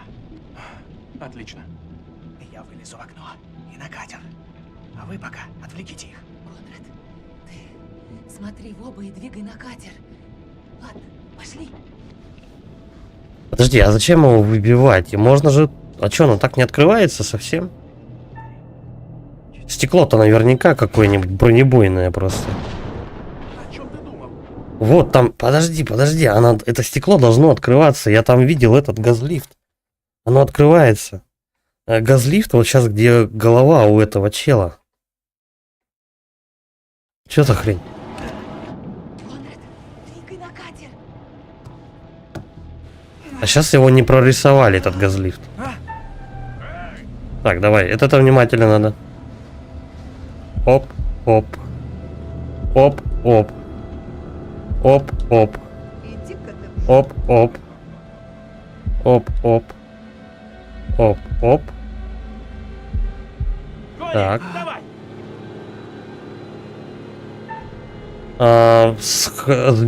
Сбежать. Нож не хватаем. А знаешь, хватит! Проваливай с моего корабля.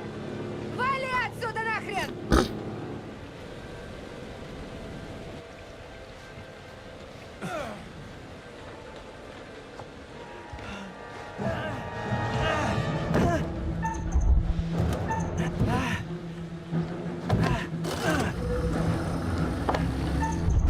По-моему, у них в лодке воды многовато.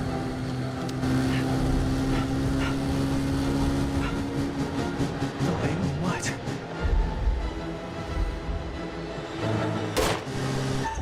Нормально. А, забыл. На этой посудине его не догнать. Веди их вниз. Держи. Стреляй, если надо. По-моему, только таким образом можно спасти вот этого белобрысого чувака. При других раскладах он то ли косячит как-то, то ли еще... В общем, по-моему, только так его можно спасти. Он пропадает в самом начале и появляется в самом финале. Вот, он как-то так.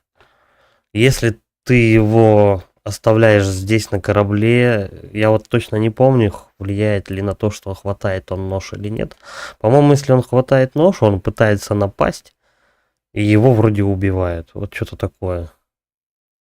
Он должен всегда уезжать по сюжету, иначе он покойник. Может быть, не сразу, но чуть-чуть позже.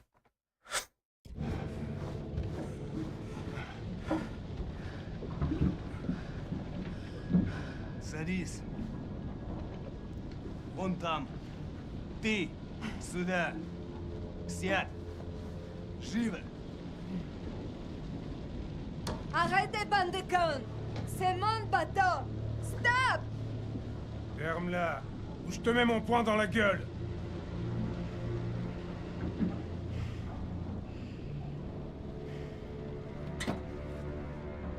Они ищут. Но они не это искали. Они понятия не имели, что у нас есть координаты.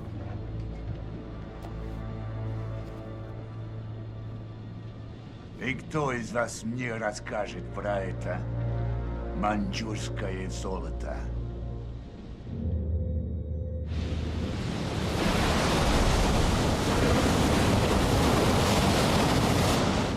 Ну, по логике вещей, естественно, на таких вещах нужно спрашивать капитана, потому что капитан должен быть всегда в курсе, куда он плывет и для чего. Потому что, мать его, у него как минимум координаты есть. Л. Логика.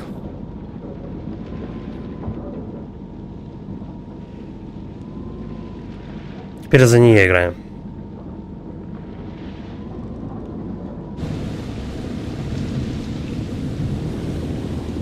Он о себе позаботится. Так, заткнулись, живо! Агрессия. Давай с доверения. Мы просто разговаривали. Говорили? Не будем провоцировать. Говорите тихо. Я скажу. Флис в этом замешана. Она с ними плавает в одних водах, так? Она тут капитан, а ее не тронули. Слила им про маньчжурское золото. Что за Они в паранойя? сговоре.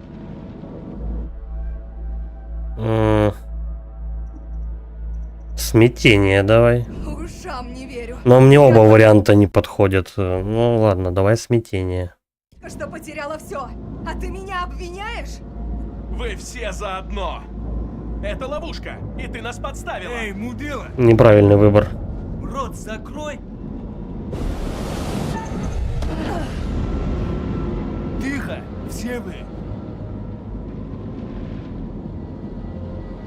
То есть, если на секунду просто задуматься, если из этой истории сейчас исключить пиратов, вот вообще, ну просто их нету, они бы вот в такой шторм сейчас бы спали просто. Чего?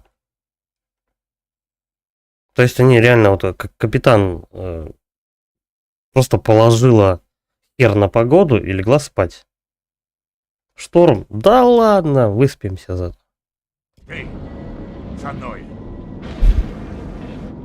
И, кстати, о таких вещах должны еще передавать по рации. Ну и плюс, если у нее еще бортовой компьютер есть. Узнай, сколько продлится шторм. Но только давай без глупостей, а то сильно пожалеешь. Ясно? Так, ну тут да. Тут надо делать, что сказано. Дюков Милан запрашивает сводку погоды. Прием. Слышу вас, Дюк. Все нормально? Прием. Сильный шторм. Эй, я просто хочу про шторм узнать. Дадите информацию? А то нас тут потряхивает. Прием. С востока идет большой шторм. Он вас сильно зацепит, но в течение часа должен уйти. Все в порядке. Ну так валить надо оттуда. Скажите, если нужна помощь. Обычно вас не пугает непогода. Заверение. Нет, все окей. Зашибись просто. Легкий дождик мы выдержим. Спасибо за информацию. Через пару дней выпьем на берегу.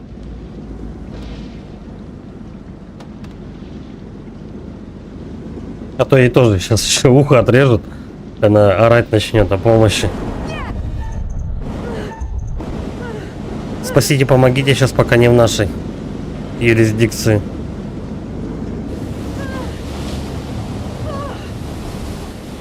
Легкий дождик, мы, говорит, выдержим. Сама чуть с лодки не выпала.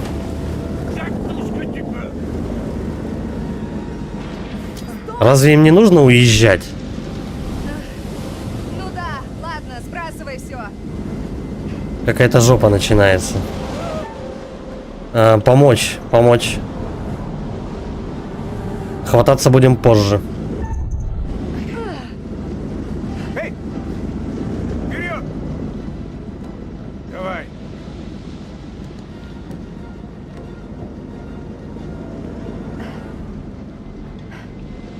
О, спасибо!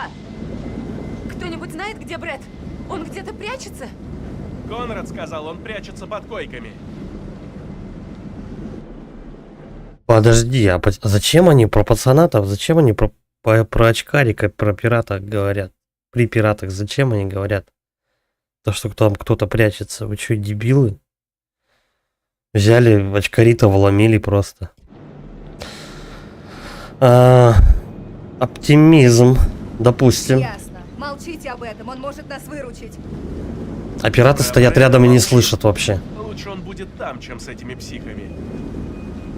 Ну здорово, он же может там погибнуть. Да не ссы. Взрослый. Не пропадет. Думаю, лучше ему пока не высовываться.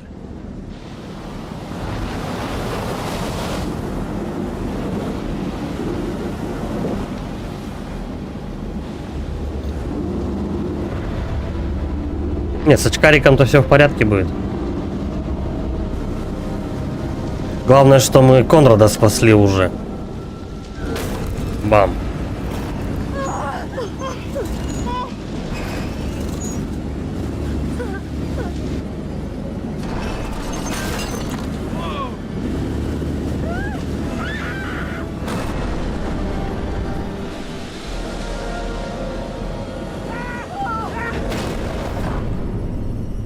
Кстати, а они откуда, интересно, уверены, то, что они приплыли... Никто не умер.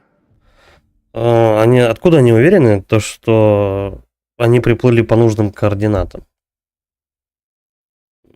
Там как бы непогода, там шторм реальный начался. Почему корабль не может дрейфовать просто?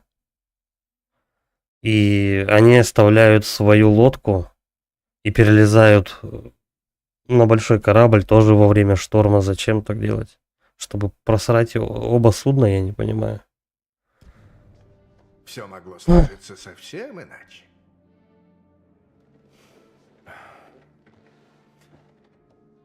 Кстати, очкарик там очень важную роль тоже, по-моему, играет чуть позже.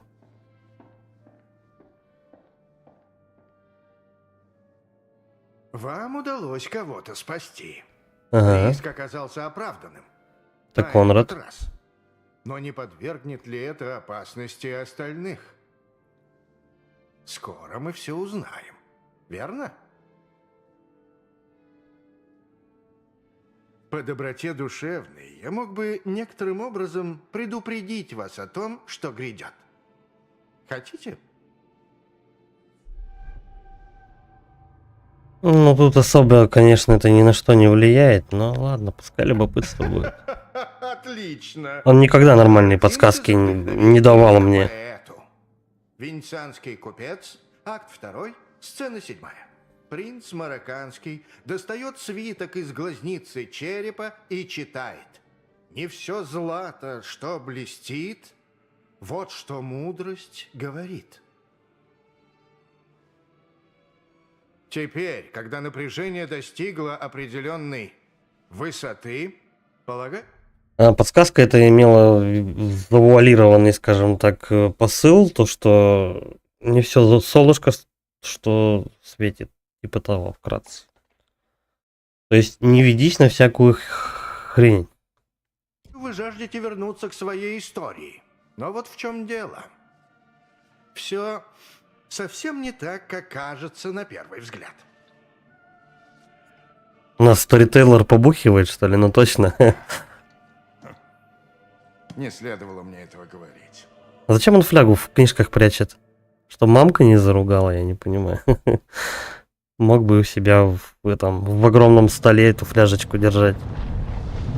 Чтобы потихоньку побухивать, рассказывая нам великие истории. Так, играем за флис. Это глупо, но поползли, да, на лодку сейчас.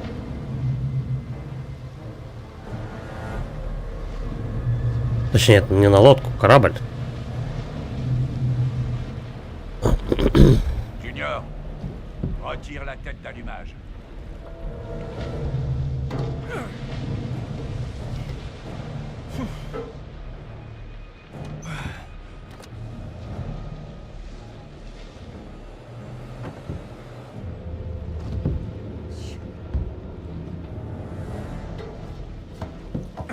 Я помню то, что тут будет лютый развод какой-то про эту крышку от трамблера. Можно запросто одного персонажа за это потерять. Не помню точно какой развод, но он будет точно.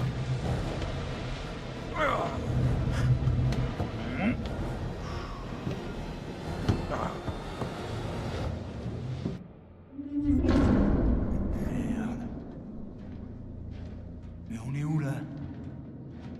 Господи.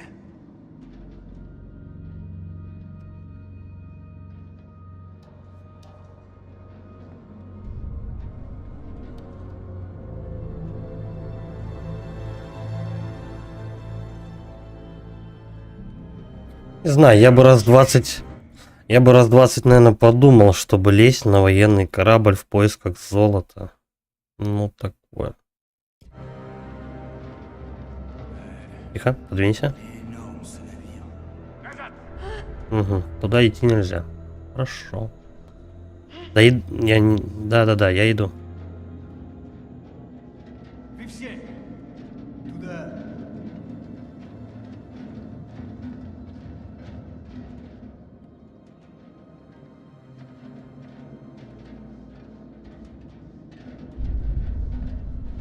Все босиком, да, ходят?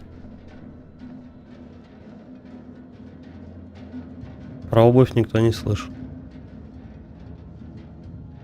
Не, вот этой тапки какие-то. Плавучая могила. Весь корабль плавучая могила. Ой, мужик висит. Он ножки чьи-то болтаются.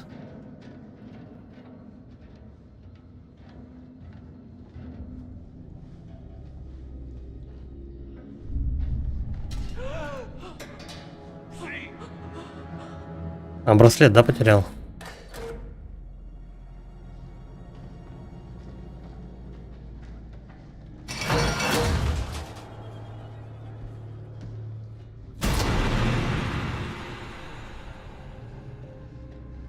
Порция звуковых скримеров.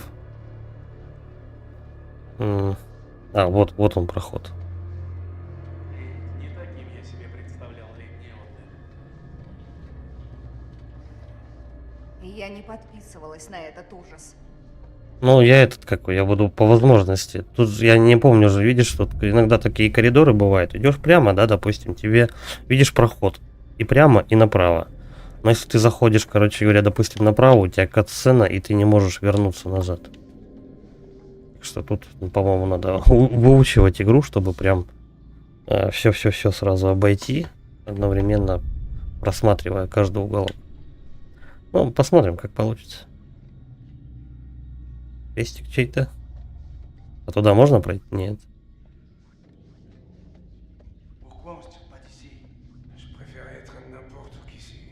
Что-то не очень быстрая ходьба работает.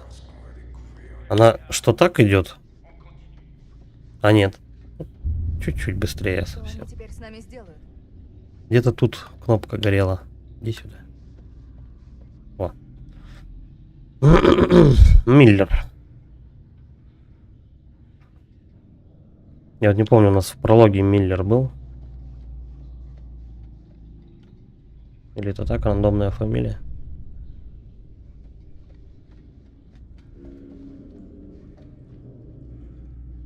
Давай, наверное, чуть-чуть поярче сделаем. Экран. Прям на 100.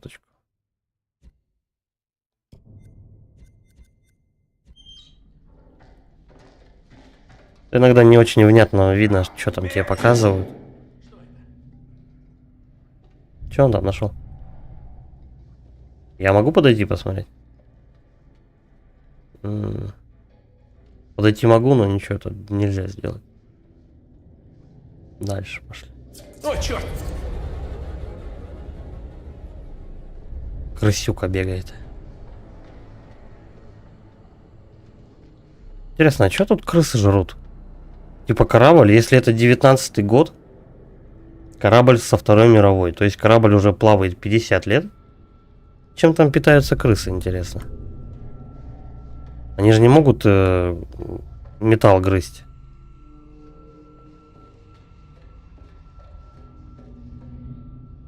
Ватсон, я импорт изи. Ладно, вы все. Марш в каюты.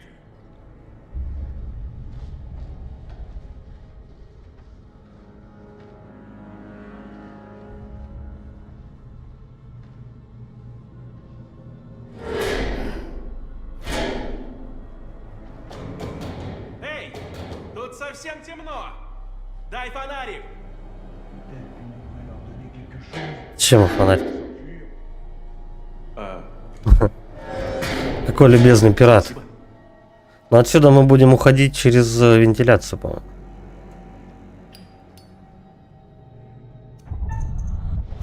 Угу. То есть в керосинке за 50 лет ничего не выветрилось, да? Все нормально.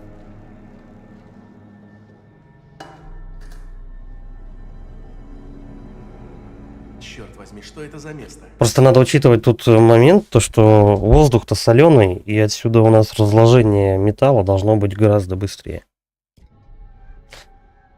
Так, решительность. Нужно действовать, да, давай Не так. знаю, что это за корабль, но пора бы подумать, как с него свалить. А какой там стандартный морской протокол, когда тебя похищают и держат на мертвом корабле? Нельзя просто сидеть. Нужен план. Вернемся на яхту, уплывем отсюда к чертовой матери и больше не сунемся в море. Как вам такой план? Я видел, как бандит забрал что-то с яхты. Мотор не работает. Трамблера.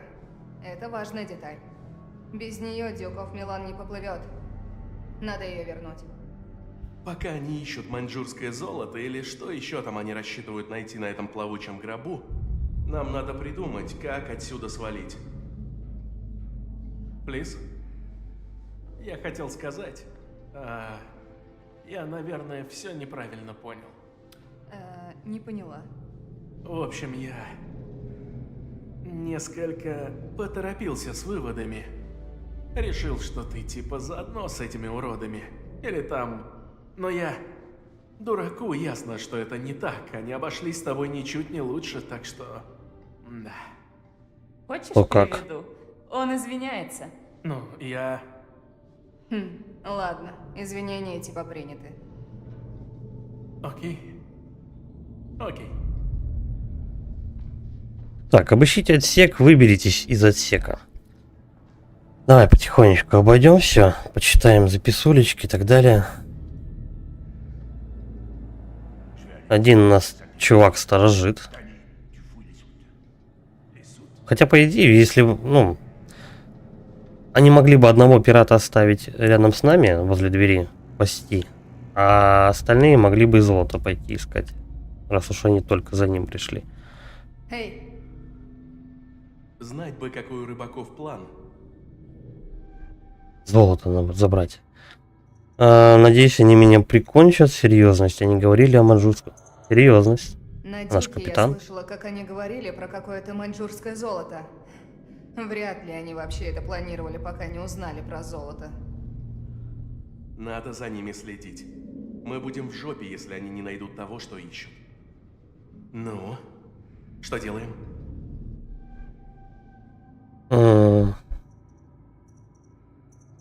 Побуждение давай. Корабль древний как мамонт, но может радио еще работает. Только где его искать? На мостике. Верхняя палуба. В радиорубке. Ладно. Как будет подходящий момент, идем туда. Хоть бы только оно работало. Так, здесь мы ничего сделать не сможем. Будем дальше осматриваться и искать выход. Будь осторожней. Она к чему сказал это? По-моему, тут всем нужно быть осторожным. Надо же, даже газета Почему сохранилась. все бросили корабль? Так, археологи пропали в Ираке. 24 британских археолога пропали без вести в Ираке, в горах Загрос. Экспедиция Ходжонса прибыла в королевство в сентябре прошлого года для поиска чего-то там. Ничего. Давай посмотрим еще что-нибудь. Убираться надо вот отсюда. Подожди, я еще не все смотрел.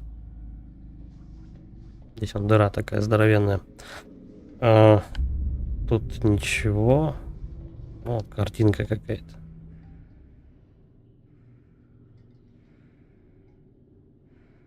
Почему убрали цифры? Тут же по-любому цифры были зацарапаны. Что это за корабль? Что это за корабль? Военный, судя по всему. Мисс Джор Ривера. Та-та-та-та-та. Привет, куколка, я так по тебе скучаю. Мне еще 3 месяца до отпуска. Я сразу же отправлюсь прямиком в твои объятия. Мне так страшно. 3 месяца я был с ребятами в увольнении на берегу, выпил там немножко пива, но ты не волнуйся, я думаю только о тебе, если понимаешь, о чем я. Как там работа? Надеюсь, твой босс тебя не донимает. Я знаю, что ты можешь о себе позаботиться, но все равно жаль, что я так далеко и не могу тебя защитить. Этот парень, Миллер, он был сильно напуган. Угу. Пока я стою в карауле в трюмах, только и делаю, что размышляю. Внизу темно и страшно. Другие парни видели, как вокруг кто-то бродит, но ты всегда в моем сердце и бережешь меня. Скоро я приеду, найду работу механиком, и тогда мы сможем пожениться и завести 2 детей. Мы будем счастливы вместе вечно. Очень тебя люблю. Целую, Миллер. В этой игре с помощью записок как раз будет поясняться, как постепенно весь экипаж начал сходить с ума. Это очень странно. Что очень странно, очки?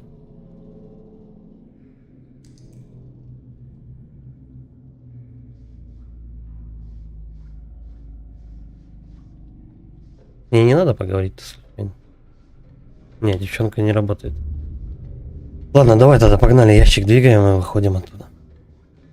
Нет, Миллера не надо искать.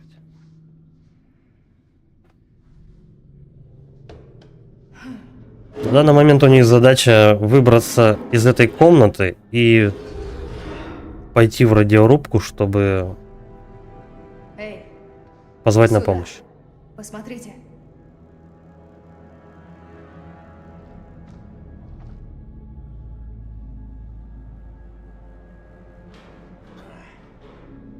На своей лодке они уплыть не могут, так как у них нет крышки для трамблера, она у пиратов. Так что тут единственный пока вариант — это только на помощь звать. Попробую как-то снять. В принципе, все логично. Ну чё? Что делать-то? Я, в принципе, все обошел. Ему надо как-то помочь, что ли? Действий никаких. Может, эту чику попросить? Втроем выдавим крышку. Раскурочим. Это не то. Ничего не выйдет. А, ну, я хотя бы в эту часть комнаты ушел, и мужик этот заработал, хотя бы он что-то сказал. Да, Что там? действие появилось. Не могу открыть. Сюда.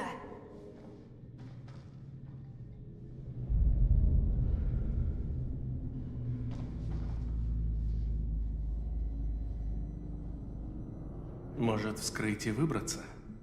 Да ладно. Ему бы Нобеля. Давай, уверенность. Да. Это выход. Это выход. Предлагаешь стену пробить? Да, давай. Ты же такой крутой. Кому-то надо их отвлечь. Будет шумно. Да, он прав. Флис, займешься? А я бы блондинку поставил, панику создавать. Подпереть сначала. Подопрем дверь, потом будем уже кричать. Подожди, мужик, да что ты делаешь?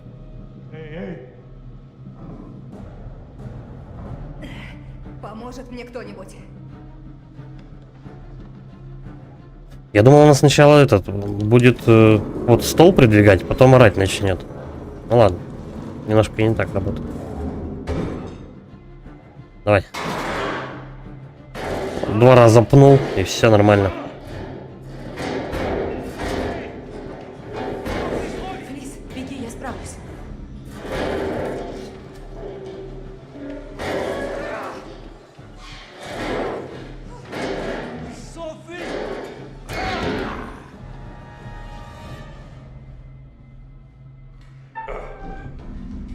Так, только внимательно.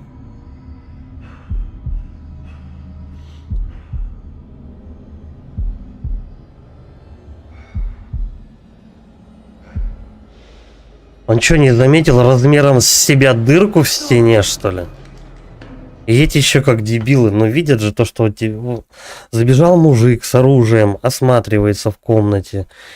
Он что, не видит здоровенную дыру метр на метр, я не знаю, примерно.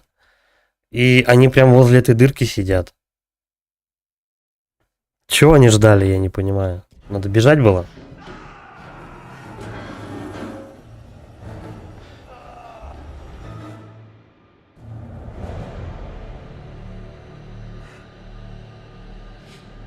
Ну что, оторвались?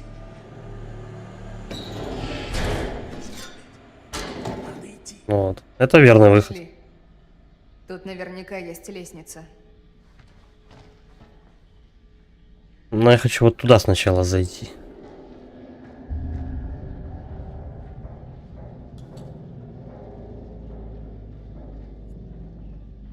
Всем членам экипажа правила внеочередных караульных нарядов. В связи с особыми мерами безопасности на этом задании солдаты, несущие караул, должны соблюдать дополнительные правила. Удвоить охрану на всех постах во все смены.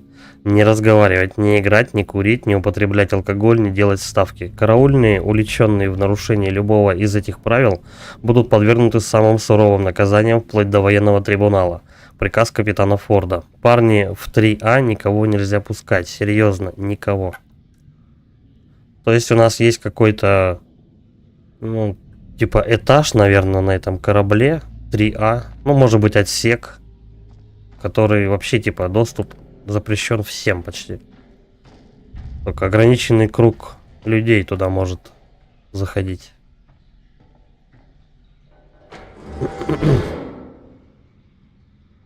Так, вот опять у меня проход есть прямо, и есть вот сюда зайти. Наверное, прямо это все-таки посюжетно. Давай сюда зайдем. Угу. Куча шмоток. Боже. А что он хотел-то, я не понимаю, увидеть-то? Корабль 50 лет дрейфует в океане.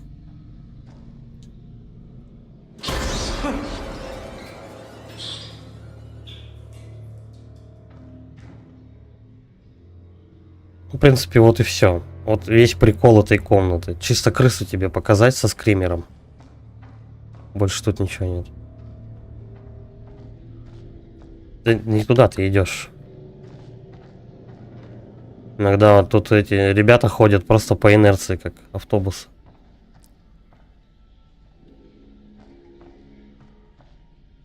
Так. А почему он туда смотрел? Ну-ка. Они иногда смотрят в ту сторону, где есть что-то интересное. Ну, тут вообще ничего нет. Вот он смотрит чуть вниз и налево. Но тут ничего нет.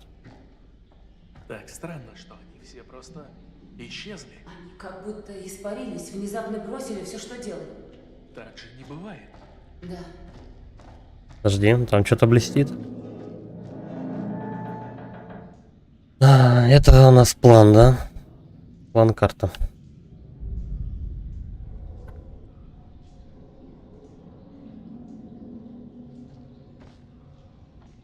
Это все, что... Это все, что, да, тут можно найти? Да. Да-да-да, я видел. Выходим.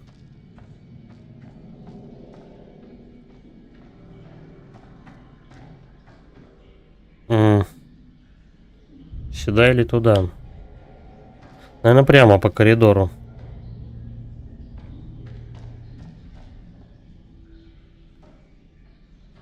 Давай, давай, заходи. Как-то он неуверенно все это делает. Подожди. Это у них туалет, да? Угу. Тут ничего.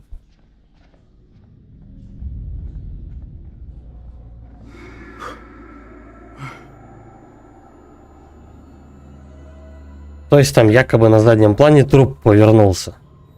А сейчас там вообще ничего нет. Глюки набирают обороты, короче говоря. Ну. Туда не зайти, не заглянуть, ничего не сделать. Единственная записка. Так. Секрет найден. Милая Элли, я направляюсь домой. Наконец-то направляюсь домой. Мы услышали об этом еще несколько дней назад, но я хотел знать наверняка, прежде чем писать тебе. Вот и все, радость моя. Последний поход через Тихий океан, и я снова буду с тобой и девочками. Скорее бы вас всех увидеть. Скажи, Джилл и Нэнси, пусть радуются. Уже скоро приедет папа, и у него для вас всех подарки. Перед отплытием сходил на рынок и купил там разные отличные вещи, которых у нас не достать. Я очень рад, что снова в море. На суше тут жарче, чем в Оклахоме летом. И спрятаться от жары некуда. У меня все нормально. Я ведь получаю твои письма, они продают мне сил. А вот некоторым ребятам приходится туго. Вы помните Винтерса из Талсы? Мне кажется, бедолага уже спятил от долгого похода. Его надо бы отправить домой, но он не набрал очков для демобилизации. Я знаю, действительно пугает меня. Он продолжает говорить мне, что на корабле есть маленький мальчик, который каждый раз ведет его в трюм, а потом убегает. Зайца у нас тут быть не может. Сейчас, когда война закончилась, наш оперотдел бдит как никогда. Этот кусок, наверное, вычеркнет цензура, но все же, вот до чего может довести человека такая служба на железе. Мне пора, милая, снаружи какие-то беспорядки. Обычно это значит, что в ближайшее время я буду сильно занят. Скоро напишу тебе еще. Целую, Роберт. То есть в этой записке, конкретно говоря... А дальше-то что? Конкретно говоря, эта записка говорит о том, что кто-то из экипажа видел какого-то маленького пацана, который бегает якобы по кораблю, не знаю, в определенное время ночи, допустим. Вот. И он как Йети. Все знают, но никто не видел. Все, теперь по сюжету погнали. Когда надо, он может быть очень находчив. Это не ответ. Так, да, думаю, добрался. Вот здесь же у нас тупик. Да. Коридор закрывается. Куда нам сюда? Ты слышал? Да. Корабль старый, звуков тут посторонних полно. Посудина гниет потихонечку. Большой мотор. Чего? Какой напор?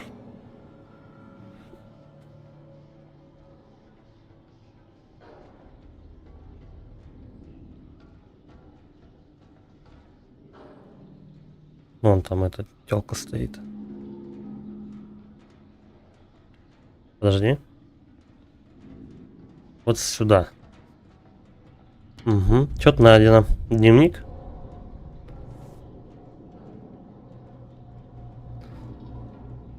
Я могу его открыть?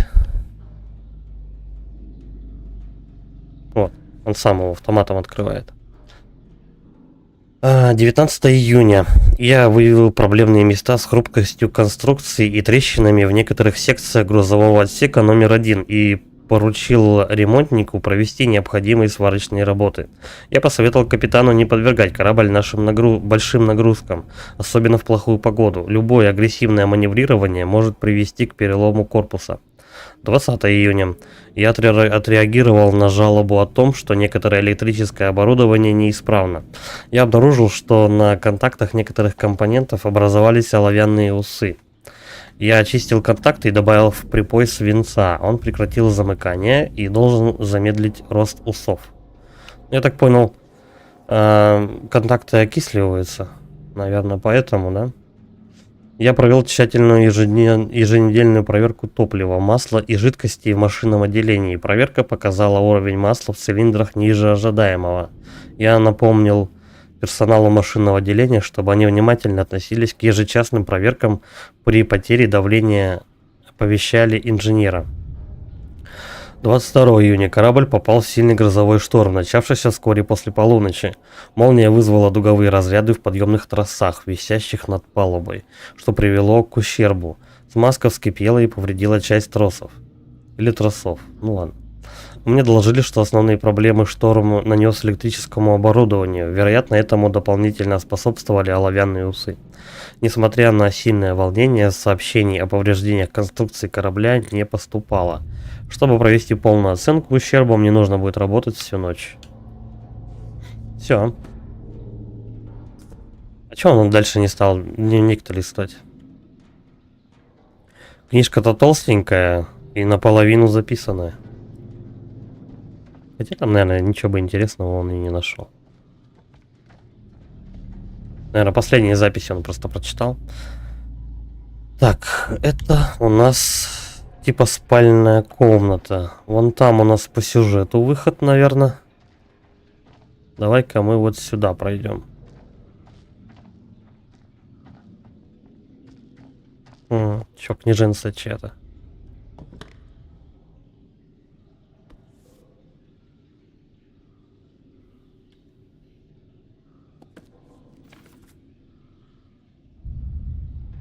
Четверг, 12. Капитан запретил пить аж до конца плавания. На трезвую-то голову сразу понятно, до чего на корабле тихо. Ну, там подрались эти два дебила, Уилсон и Андерсон, в плавании. Но Феррис сразу все пресек, и с тех пор тут тихо, как в церкви. Побалакал с парнем, который помогал грузить нам на корабль какой-то груз. Он сказал, что среди прочего там была куча гробов. Ну и чё, вроде как. Но он сказал, что там один малый следил, чтобы все гробы грузили строго в один отсек. Чтоб только так. О простых вояках так не заботятся. Я вот теперь и думаю, кто мог в тех ящиках быть. Кстати, иногда отсутствуют запятые. Пятница, 13. Перес сказал, один из ребят наделал самогон из припасов, которые они натырили. В 6 часов надо с ними встретиться, заценить чего там. Самогон получился фиговым, наверное. Перес сказал, что за 4 кружки окосел, но я сказал, что он гонит. Что ж, просто мутная водичка. Я услышал, как один малый говорил, что смог посмотреть на эти ящики. Надо его найти, узнать, что он видел. Может, и мне поможет поглядеть. Все заметано. Он уверен, что сможет меня провести. Сегодня ночью мы туда сходим. Посмотрим. Это все? Еще страница. Секрет найден. Воскресенье, 15. Все обломалось. Малый, который хотел мне помочь, слег в лазарет. Док Финли думает, что он сочкует. Может, так оно и есть, но Миллер говорит другое. Мол, с тем местом что-то неладное. Не знаю, о чем это. Но он тот еще тип. Не хотелось бы вместе с ним влипнуть, я так скажу. Перес говорит, ребята нагнали еще самогона. Если честно, влом идти и пробовать, но чем еще заниматься? Новости. Новая партия вышла хуже предыдущей. Чтоб я еще раз шел к этому тупому Пересу. Суббота, 21. Прошлой ночью стоял вахту с воловицем. И чуть со страху там из-за него не рехнулся. Воловиц тоже напугался и давай нести чушь про какого-то сержанта Джонса, который пропал без вести в джунглях. Может, это как раз и Джон. Может, это как раз Джонс и его ребята в тех ящиках плывут домой, как и мы. Я успел заглянуть, и, господи, там все было как парень. Там все было, как парень в порту говорил. Ящики так расставлены все, укрыты флагами, опрятные такие. Там, если там правда Джонс, его упокоили с честью. Дядюшка Сэм нас никогда не оставит. Он сделает все, чтобы все мы... и все. Подожди, не туда. В другую сторону. Ну, в другую сторону. Короче, ладно.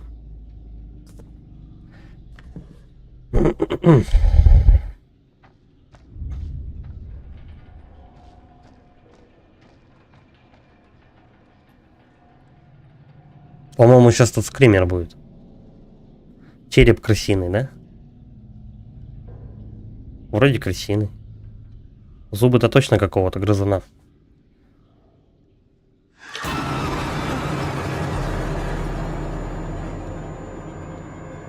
А я предупреждал. Держи себя в руках. Спокойно.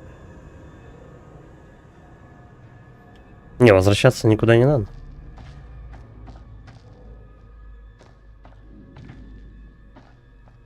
Надо идти вон к той тетке. Но сначала давай вот туда, в сторону сходим.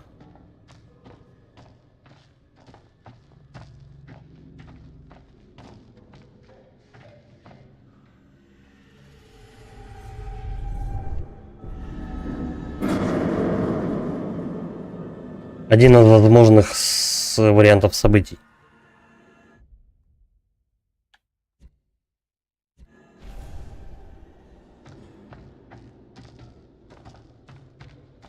То есть этого чела долбанут башкой в стекло. При каком-то определенном раскладе. Но этого может вообще не произойти. Так, подожди, это выход? Ага, ну вот, она тут и стояла, получается. Только ракурс немножко изменился. Вот там проход. А если сюда сходить? Все, тупик. Тра-та-та.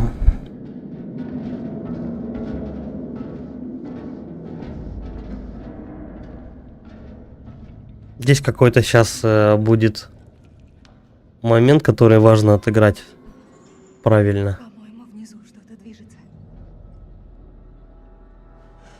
Там пират.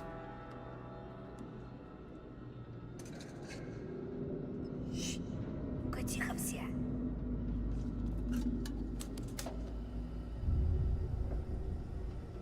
Взял фонарь рукой, закрыл, а что он не может его выключить?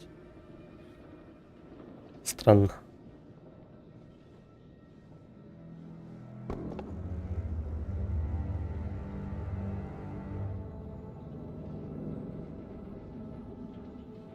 По идее, если грамотно выкрасть у них эту крышку трамблера, то можно как бы помощь и не вызывать. Просто крышку схватили и полетели домой. Это же наша крышка трамблера. Уверена? Да, уверена.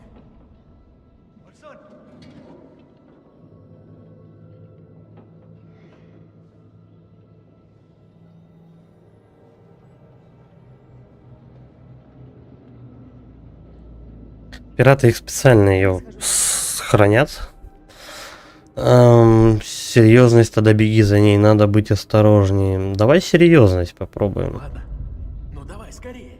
Эй, чего это ты тут раскомандовался? М, Ну все. Это ей не понравилось, кстати.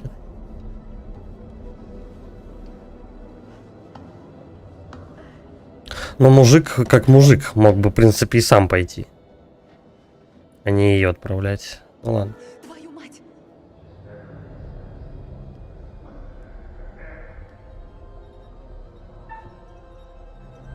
Сказать Флис. Сообщим ей. Кто-то идет. Она должна быть в курсе об этом.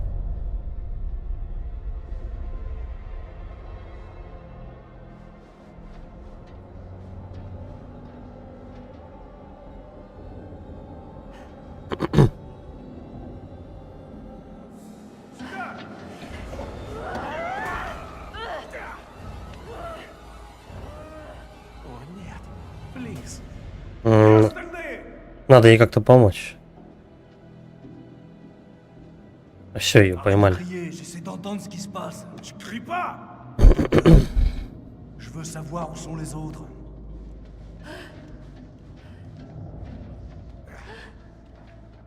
Идем за ними.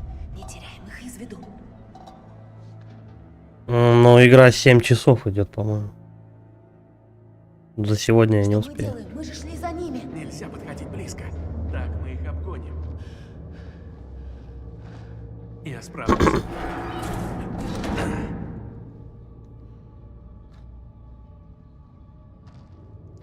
Короче, они подружку пока кинули. Найдите выход из корабля, найдите остальных. Остальных. Они могли бы то, что написать, найдите Флис.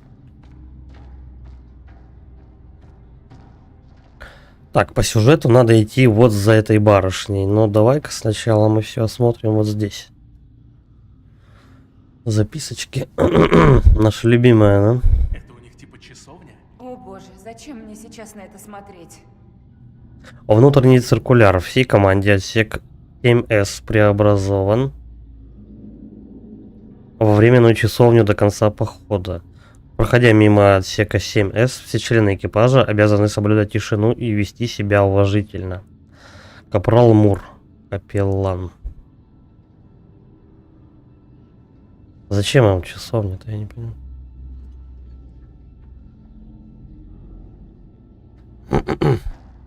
То есть они были такие набожные, что им прям в корабле необходима была какая-то маленькая церковь? Странно.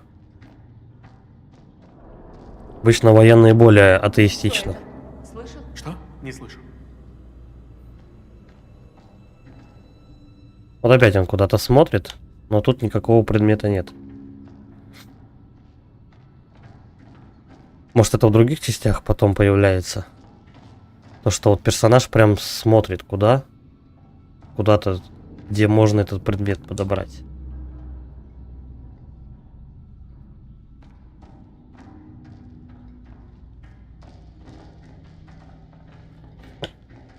Погоди, проход, да? Нет. Я думал, можно за ящики куда-то зайти. Подожди, ну проход же.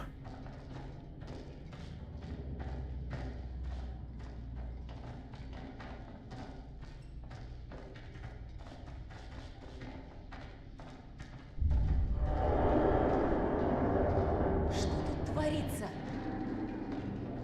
Что за ужас здесь творится?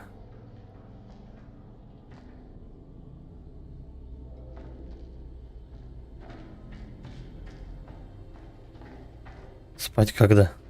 В воскресенье.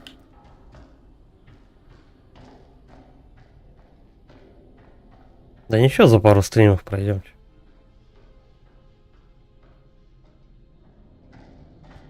Я, по-моему, когда первый раз ее проходил, я прошел вроде где-то часов за 6,5. Погоди, мы здесь уже были. По-моему, нет. Точно тебе говорю, Алекс. Ты что, водишь нас кругами? В смысле кругами? Мы первый раз эту кухню видим. Да, коридоры похожи, я согласен, но мы не ходим кругами. По-моему, где-то тут еще скример будет. Бля, аппетитная какая-то хрень. Суп дю жур, мадемуазель. Можно подумать, ты умеешь готовить. Да ладно, расслабься. Я просто пошутил. Кстати, по-моему, в США такая проблема у них вечно. Типа, умеешь ты готовить или нет?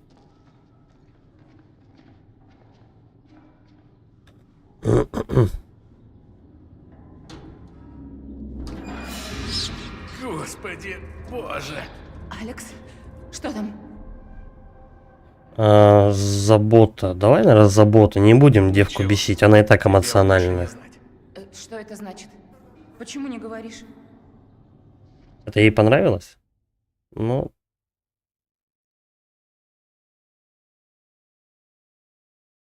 Я что-то так и не понял, понравилось ей это или нет. Ну ладно, я хотя бы попытался позаботиться о будущей жене.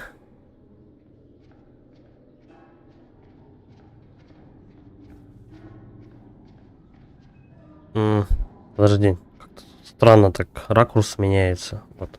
Я сюда хотел сначала подойти. Эй! Секретный один. Графику мясная запеканка. Вкусно.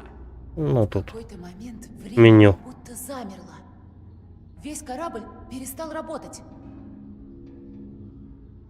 Весь корабль перестал работать, может быть, потому что он немножко подох. Они что, не видят то, что тут пока, ну, как бы... Трупов они конкретных не находили, но... Очевидно же, что... Я думаю, это надо с собой взять. Эй, осторожнее, сейчас не время херней страдать. Решительность. Да-да-да, берем с собой нож. Что? Может пригодиться. Но потом разработчики насчет этого ножа будут тебя разводить, чтобы ты принял неверное решение и потерял персонажа.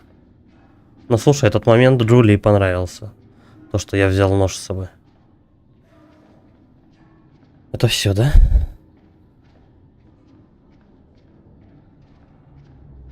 Давай на выход.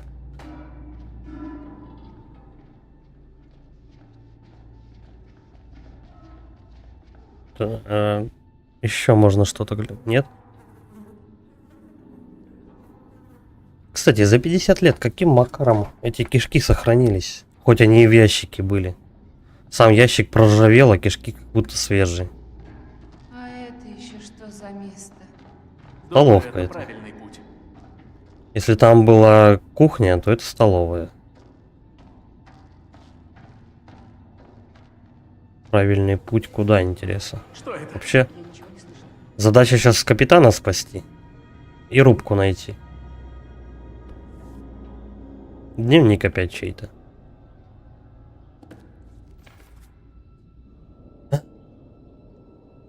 Просто если не читать все эти записки, то половину сюжета можно как бы не понять, это во-первых.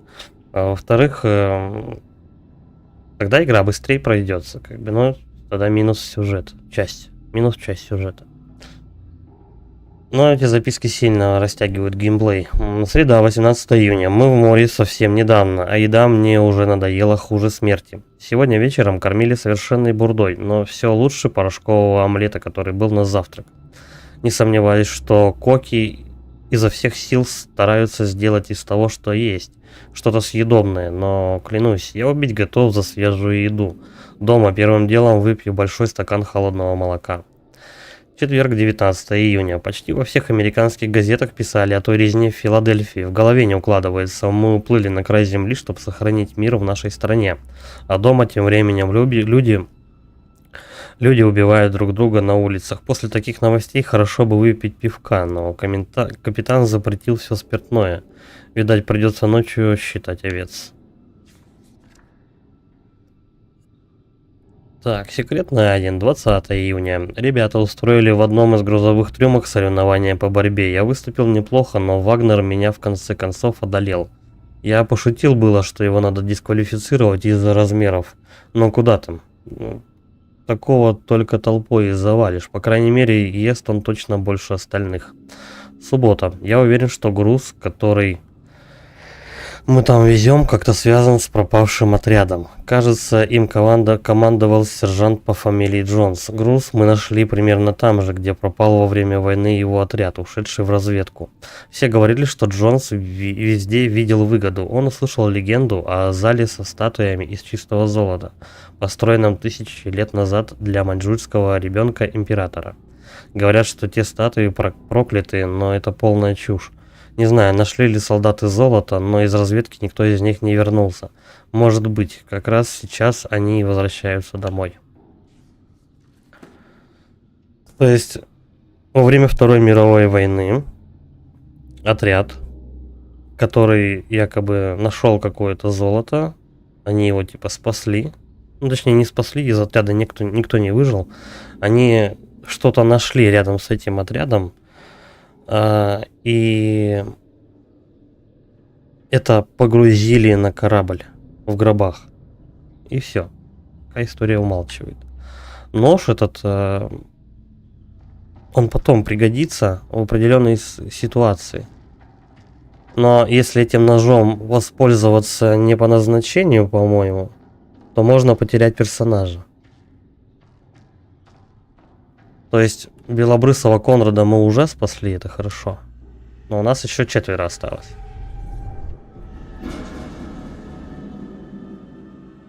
Вот. При определенных ситуациях, ну, точнее, при определенном раскладе у нас очкарик может получить нож в ребро. Но там тоже как-то с этим связано определенные действия. Что-то не так. По-моему, Что? Что? Здесь кто-то есть! Был ведь, ну, какой-то звук.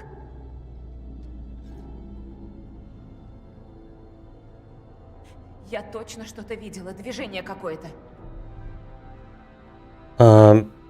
Беспокойство просто. Не будем раздражения. Наверное, это просто крысы. Никого нет. Не смейся надо мной! Да я и не смеялся, но ей понравился этот расклад. Нож он убрал обратно. Так вот, если, по-моему, очкарик получает нож в ребро, то и этот нож, по-моему, доставать нельзя, иначе он истекает кровью и умирает. Вроде такой расклад. Так, здесь мы уже были. Я помню это место. Мы ходим кругами. И что делать? Развернуться? Мы все это уже видели. Я не помню вот этого места. Ну, как бы тут одинаковые коридоры, но... Ну, хрен его знает. Короче, нет. Это явно не мой вариант. Вот эти гробы. Мерзкие гробы в жутких часовнях. Не моя тема. Привидений не бывает. Не, поддержка. Ее надо Ну да, поддерживать. что-то Она мне женщина. жутко. Надо убираться отсюда. Отлично. Так чего же мы тут торчим? Да, и этот ей расклад понравился. Это что говорит?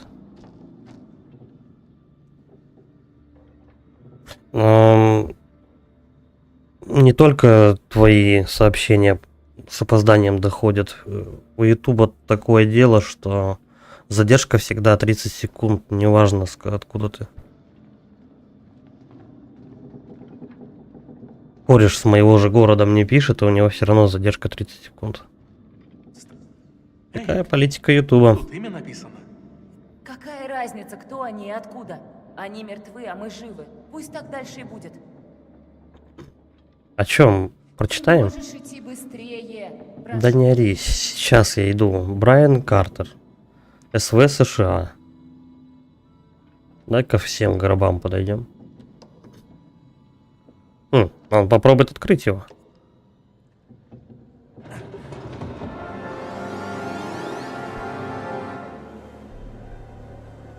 Это вообще человек?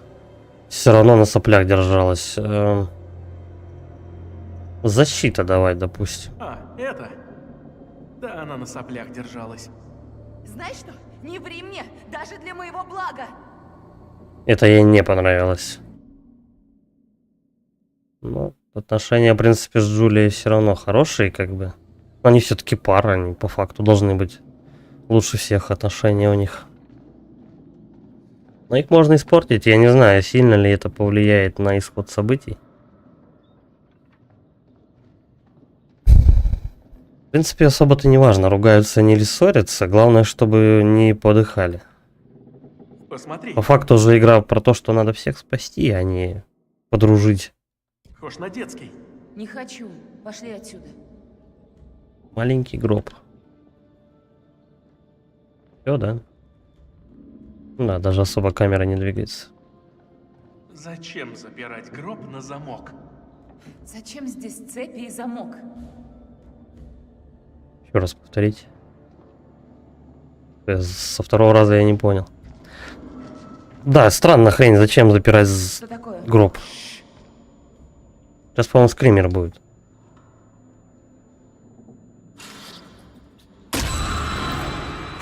Что там? Смотри. Серьезно?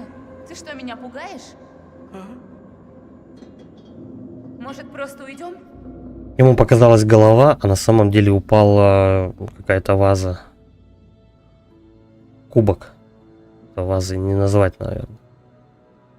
Хотя, наверное, и кубком. Нет, это все-таки ваза. Короче, глючит его. И не только его.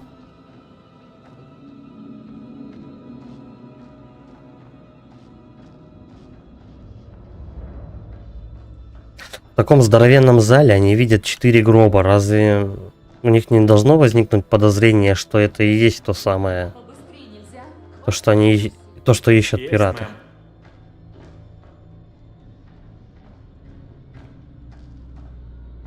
Он опять куда-то смотрит в дверной проем вниз. Но тут ничего такого нету. Я проходил эту игру раза 2, по-моему. Я всю антологию проходил по разу точно. Просто не всегда удавалось прям всех персонажей спасти. Тут же помимо того, что ты можешь спасти всех персонажей, ты еще можешь, по-моему, некоторые концовки изменить. А тут я сегодня еще скачал какое-то Откуда этот звук? какое-то определенное издание. Может быть, тут что-то новенькое еще добавили. Мало ли, может, какую-то еще определенную концовку. О, да здесь идеально чисто.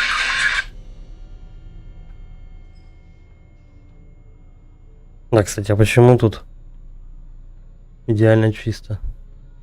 То есть такое ощущение, что вот этот вот, короче говоря, вот это помещение, коррозия за 50 лет вообще не затронула никак. Если здесь и есть лекарства, то старые, просроченные. Ну да. Жрать пилюльки, которым 50 лет, я бы тоже бы не стал. О, аспирин, да? А чё он? Крутит, ничего Аспирин. такого. Проблем у меня полно, но хоть голова не болит. Надеюсь, вы не на меня намекали, мистер? Мистер. Так.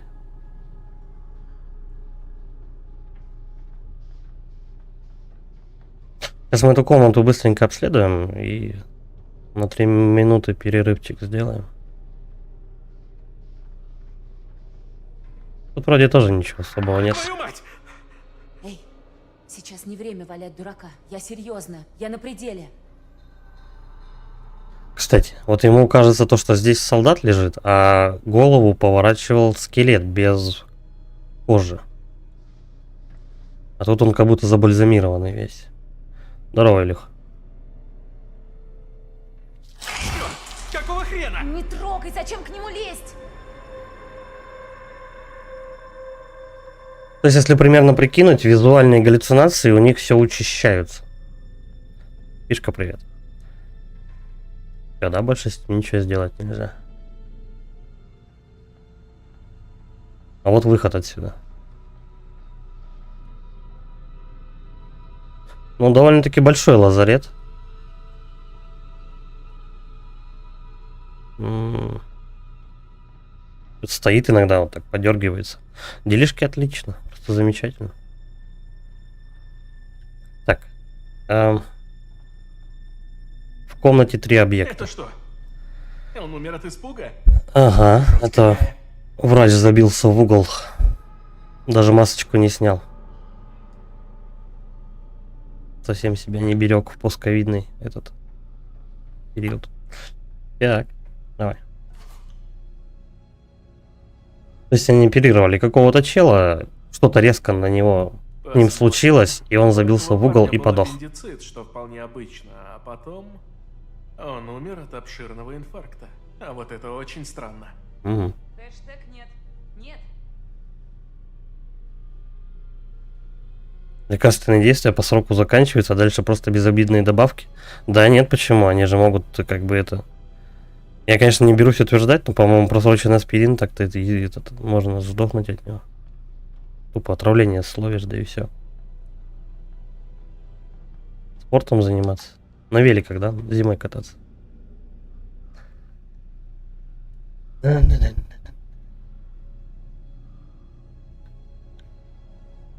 чё, ну, я посмотрел. Подожди, они же ему аппендицит делали.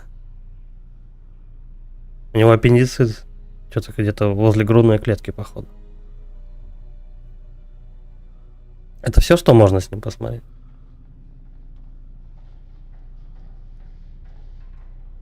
Странный ракурс камеры был, я думал, то, что скримак сейчас будет очередной.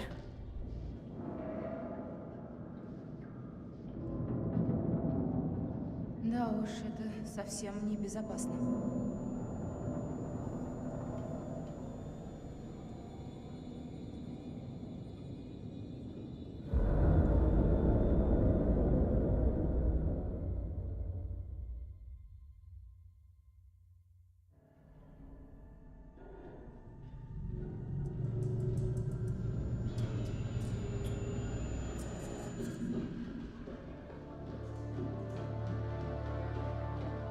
Куда мы идем? Не твое дело. Пошли в бассейн топиться, а ты со мной по одной смене работаешь? Плиз, нижняя палуба.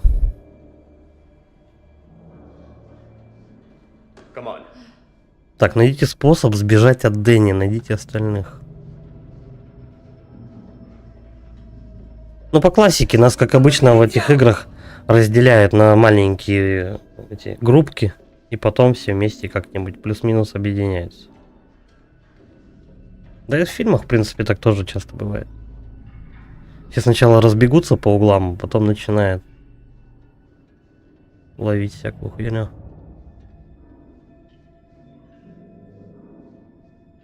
Кстати, на улице там у них же шторм.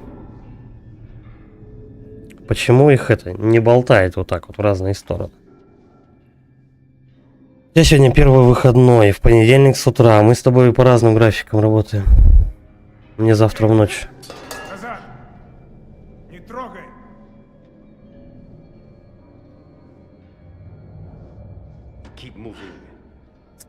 А так хотелось ключик взять и треснуть ему по башке.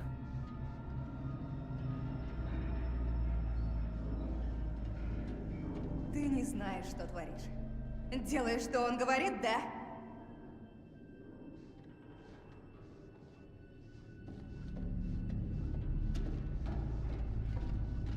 Задолбали, чё они все босиком ходят? Блядь. Короче, этот мужик тебя в любом случае, он тебя назад не пускает. То есть надо четко выбирать маршрут. Если ты хочешь куда-то зайти, то заходи сразу же. Назад не вернуться.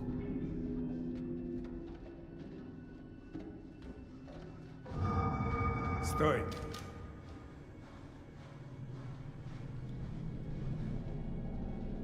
Если обратить внимание, у них сначала начинаются слуховые галлюцинации, а потом визуальные. И они все больше и больше учащаются.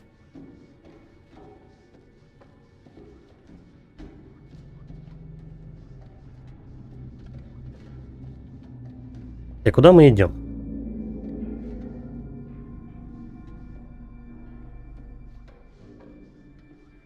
Ну, типа он меня куда-то тащит, но непонятно. Мужик, охранник сраный, взял просто там, спрятался и стоит. Стену охраняет. Что мне мешает сейчас просто взять перед ним, перед носом его дверь закрыть и убежать? Он же хер догонит вообще.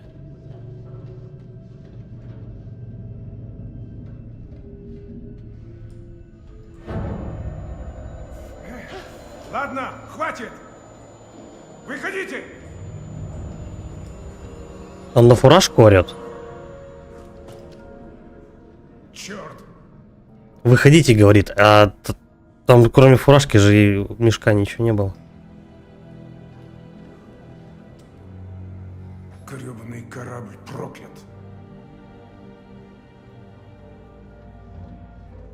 Взял на мешки, наорал. Это какая-то мастерская. Вон, смотрю. Сверлильный станочек. Вон фуражка чья-то. Бескозырка это, не фуражка. Бескозырка. Да. Посмотри. НГ Медан. Головной убор с Медана. Курс изменен. Подожди, а как это повлияло тогда?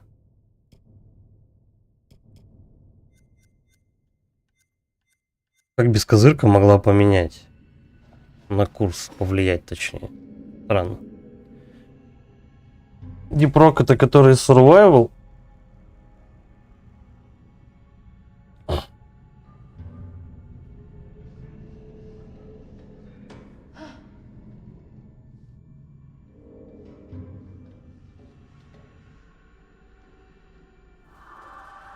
Что это за шум? Что ты имеешь в виду? Замолчи, не хочу ничего слышать. Уолсон! Причем у всех и звуковые, и эти, как его, и визуальные глюки по-разному происходят. У кого-то раньше, у кого-то позже. Это странно. Ну, типа, если глючить должно, то всех одновременно, по-моему.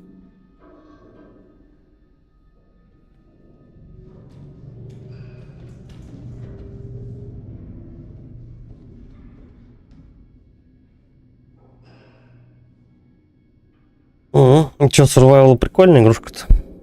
Она же этот, как его, похожа на Vampire Survival. Ну, просто по сути рогалик.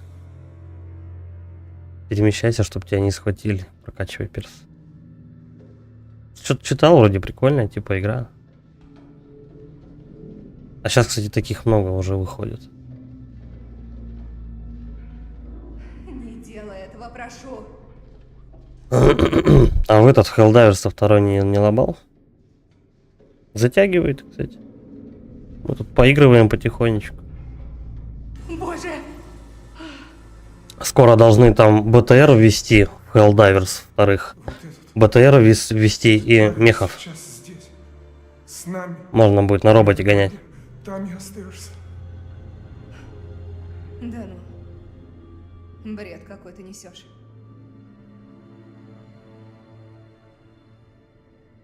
У нас часовой пояс поменяли, второй день все глючит. А как смена часового пояса может влиять на глюки?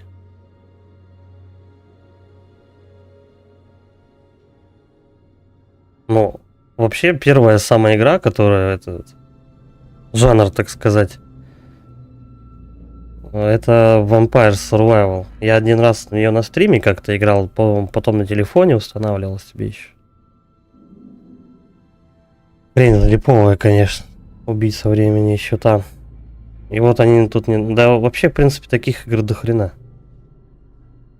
Это надо просто, я не знаю, типа отдельный жанр там написать. Я только не знаю, как он точно называется. Рогалик, наверное, просто. Так, давай к трупу подойдем. Здрасте. Зубки сохранились. Куда подевались твои друзья? Я не знаю, что за херня тут творится, но нам нужно найти Олсена. Срочно! Еще и секрет написано найден. Труп, на чьем лице застыло выражение ужаса. Он выглядит так, будто перед смертью от чего-то прятался.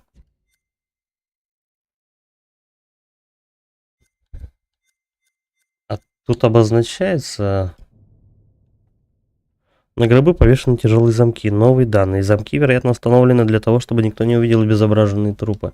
Короче говоря, тут если ты что-то находишь, оно если взаимосвязано, то оно типа продолжает историю этого предмета. То есть, если, допустим, ты нашел сначала 7-е, потом 18-е, потом 17-ю позицию, то вот 26-я продолжит описание этого предмета. И она вот чик-чик-чик, вот так вот все пройдет.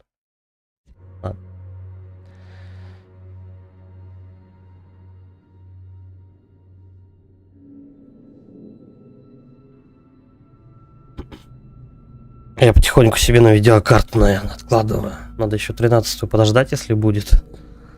Надо будет видюху себе новую взять. Олсен! Merde! Qu'est-ce que tu fais?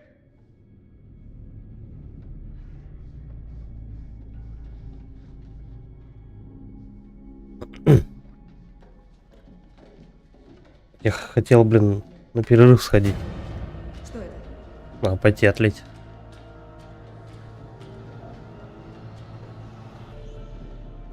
Так, еще одно возможное событие. А чё он мне не дал посмотреть-то ее?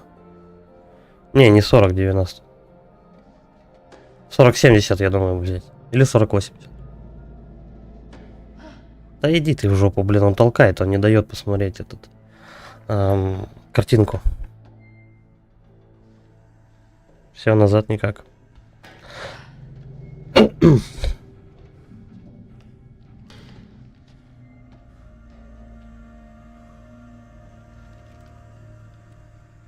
Я не знаю, на месте этой бабы можно было бы вот этого урода свалить уже раз 200, я не знаю.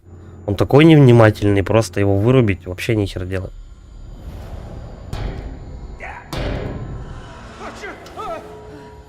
Но мы ищем одноглазого пирата. Вот этот ищет, кореша своего.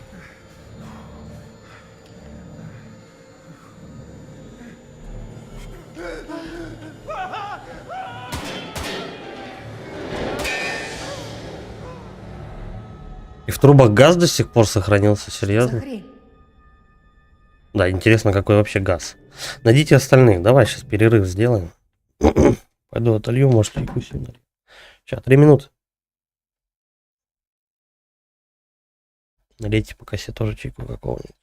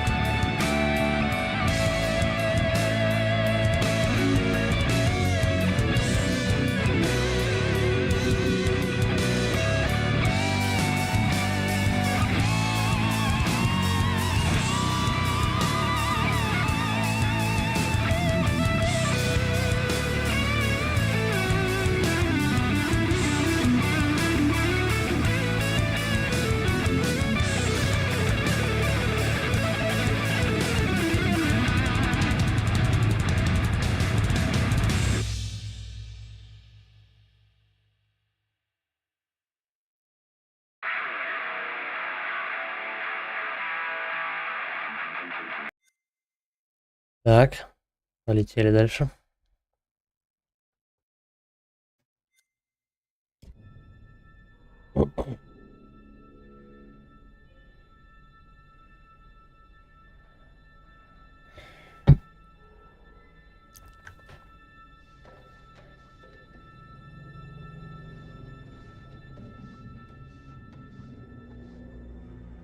Кепка пирата и фонарь, но уже разбитый. А вот теперь мне можно будет подойти к той картинке, которая покажет возможный исход событий. Но только возможно.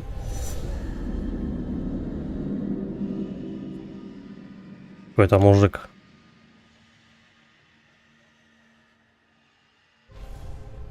Посохом еще. А вот сюда могу я зайти? Нет, не пускает. Альфа, здорово.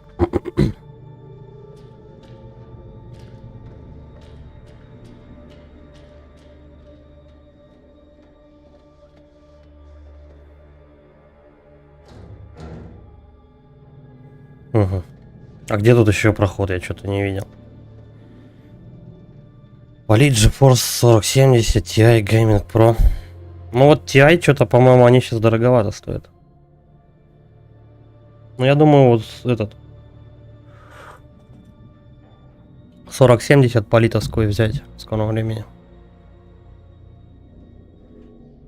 Может не полит, может что-нибудь другое. Но без TI. 12 гигов, в принципе, мне на все про все хватает. Главное не AMD брать. То не дружит у нас AMD с этим, с OBS. Да и поддержка у них хреновенькая. Да чё они хотят от меня? Ну, дверь закрыта. А куда идти? Может, в начало коридора надо вернуться?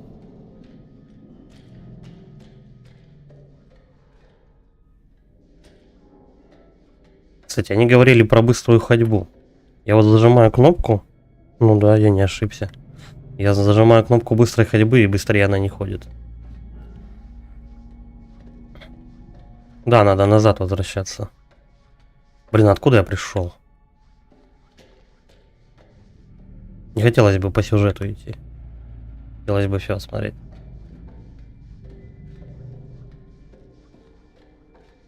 Вот сюда надо. А, эту дверь дернуть можно? Нет, только вот эту.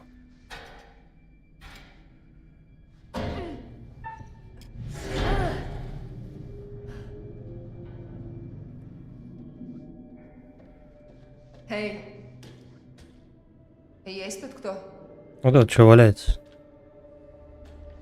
Есть тут кто? Блин, я не знаю, я бы на ее месте вообще лишний раз бы не шумел.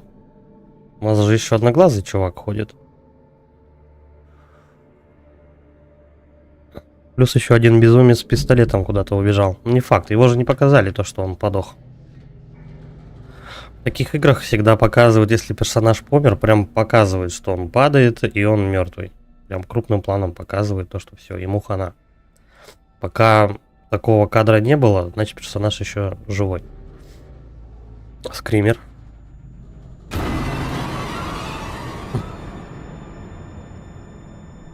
Если еще раз посмотреть. Никакого.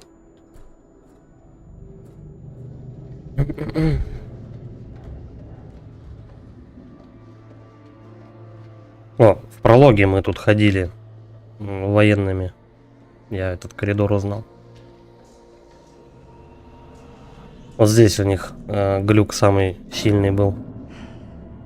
Не к добру все это.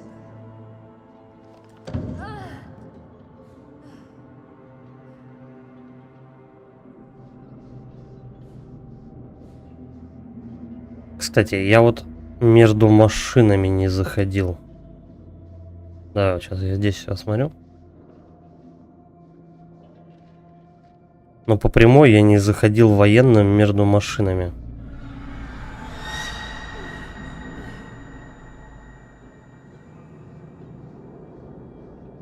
Да, это хоррор. Игровое кино, по большому счету. Ну, с элементами, да, хоррора. Вот. Здесь мы как раз вот видели эту вечеринку. А проход вон там был. Давай сюда попробуем. Это вроде не сюжетный проход. Я думаю, тут или секрет, или что-то еще будет. Если мне память не изменяет, опять же. Да, военный. Нож. Это хорошо. Пригодится. Прикольная гравировка, кстати. Курс изменен, да. Этим ножом оно когда-то воспользуется, но не факт, что во благо, конечно. Тут любят разработчики вот во всей антологии разводить на эту хрень. То, что ты можешь своих же персонажей и убить.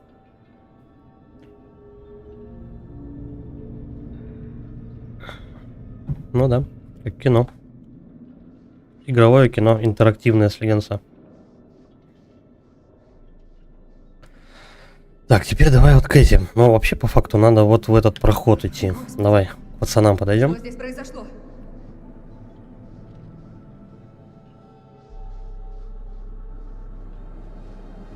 Жетончики. Найден секрет. Чарльз Перрис. Бостон, штат Массачусетс. По-моему, Перриса мы находили какую-то или дневник, или записку.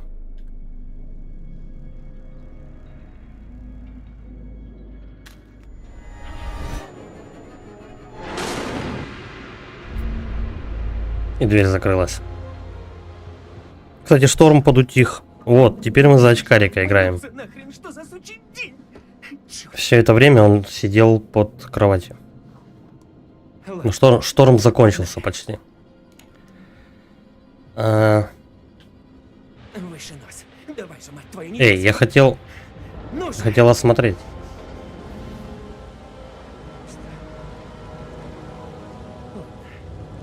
Так, ладно, короче, давай. Соберись. Соберись, тряпка. Давай, выше нос. Встряхнись. Погнали.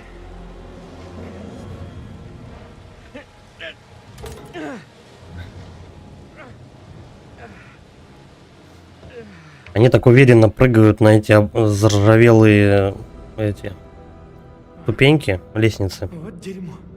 Не боятся, что оторвется. Вот здесь я, кстати, не шел, меня толкнули, я не смог осмотреть вот этот участок. Ну-ка, ну-ка. Здесь закрыто. А если еще чуть дальше? Вот на ящике что-то есть. Нет. Только дверь. Ладно. Дальше пошел.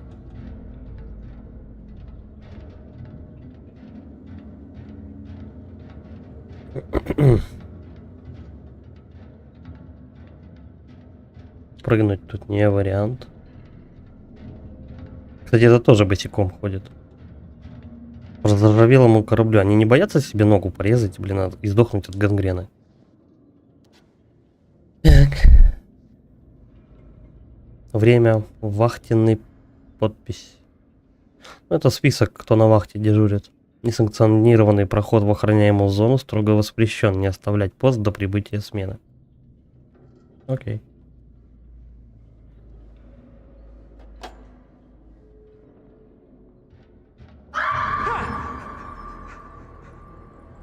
Сейчас мы вниз не будем спускаться, мы сейчас будем идти по прямой.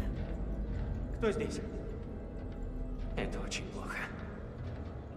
Ну там мужик висит опять.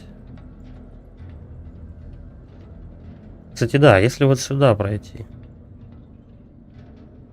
Тут иногда есть такие фишки, то что если ты, допустим, не прошел в какой-то коридор и не взял что-то определенное. Ну, допустим, вот за очкарика будет такой момент, он возьмет какой-то противогаз, по-моему, и это как-то ему поможет хорошо. Тут надо желательно все осмотреть. Блин. Не-не-не-не-не-не, не сюда. А если я вот туда пройду?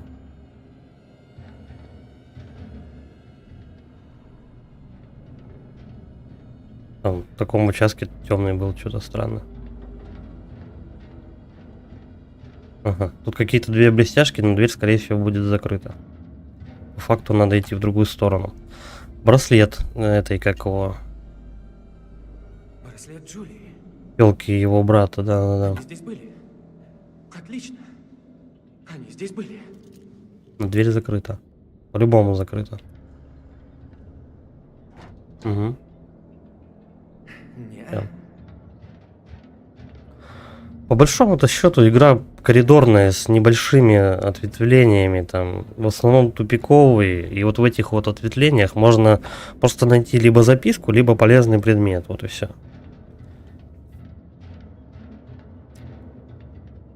Ну типа не открытый же мир, правильно?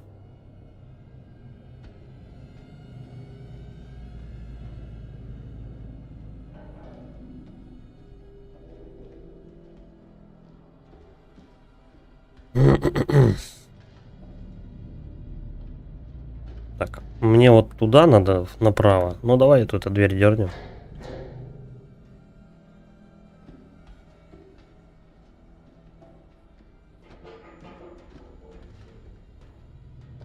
Так.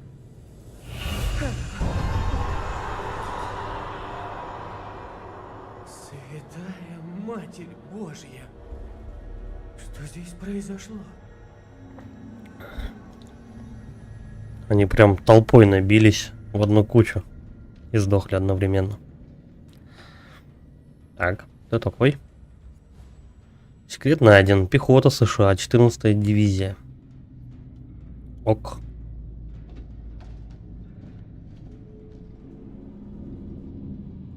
Групповое фото. На выпускном. Так, это, по-моему, сюжет, проход, поэтому давай мы вернемся в тот коридор.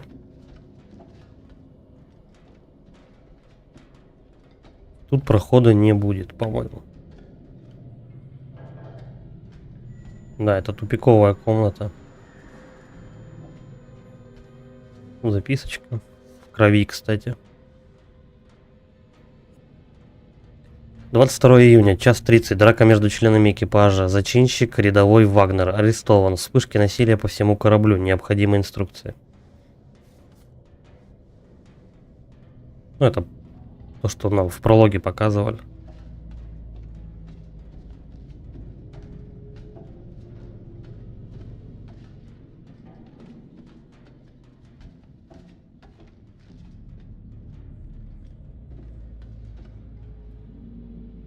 Скримеров в игре полно. Эй,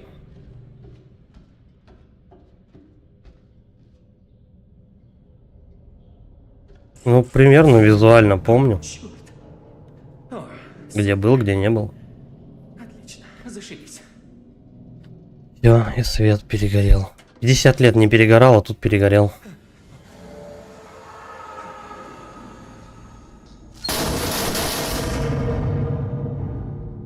По-моему, вот здесь важный момент. Точно не помню, что надо сделать, но я постараюсь сделать все правильно.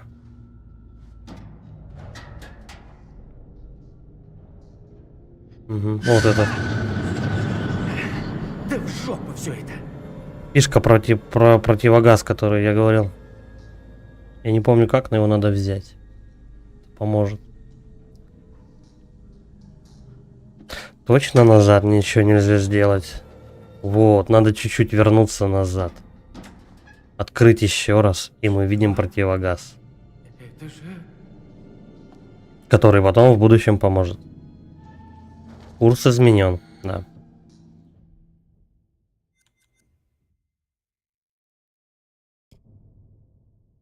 Лиз нашла нож в грузовом отсеке. Брэд нашел в шкафчике противогаз.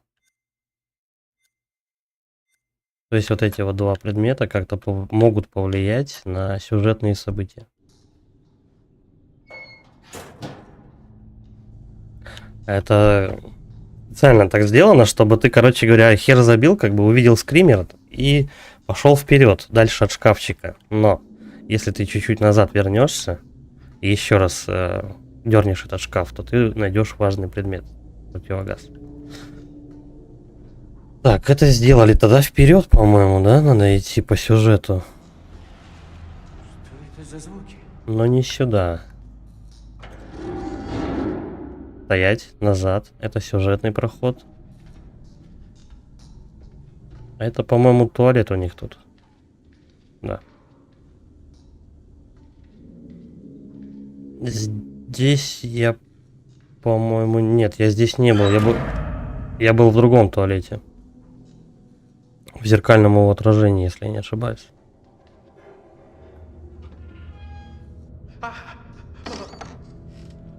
Блин, надо было к двери подойти, которая хлопнула. Ну ладно. Пират одноглазый. Так, тут внимательно. Оп, оп. Оп, оп.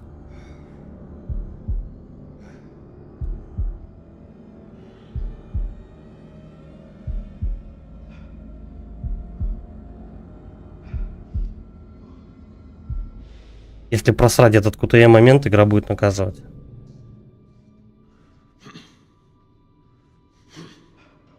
Если все отыграть правильно, то будет чуть попроще спасать персонажа.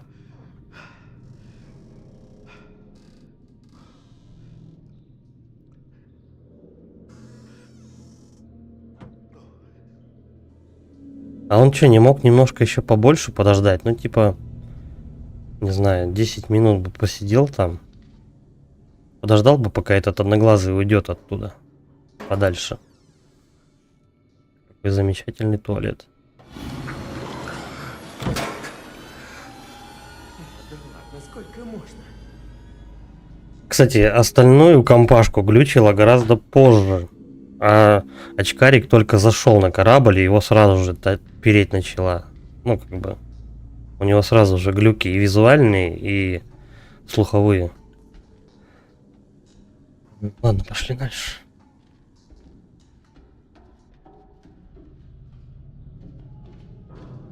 Они рядом.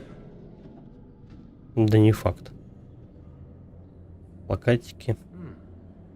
Пролетарии всех стран, объединяйтесь и все такое. Че, оружейные у них, что ли? Вот сюда хочу. Вот, да.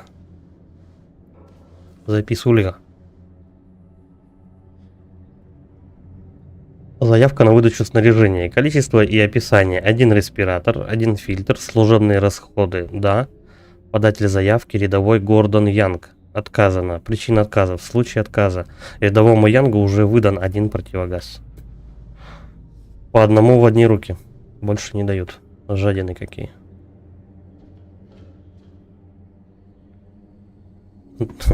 Носите наши противогазы.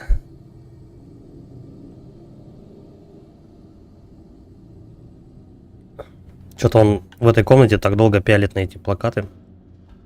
Какое-то время прям ничего нельзя с ним сделать. Так, по-моему, по сюжету он попытается пролезть вот сюда. Но давай-ка мы тогда вот здесь осмотримся. А дверь, скорее всего, нет.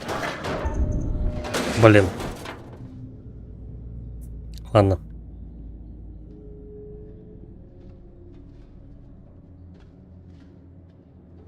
Просто идем дальше.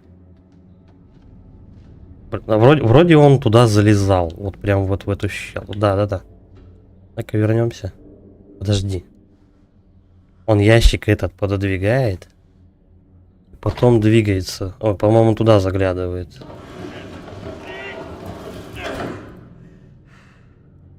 Уже только что тихо действовал. Уже кряхтит. Орет, ящики толкает.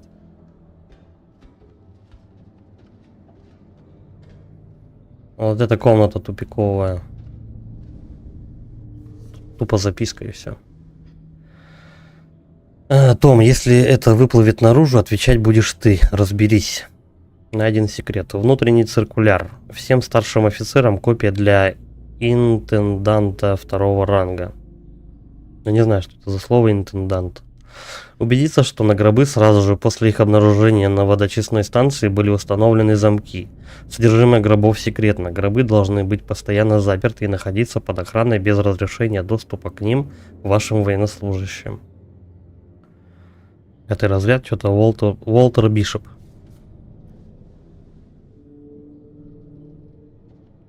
Ну и в принципе все.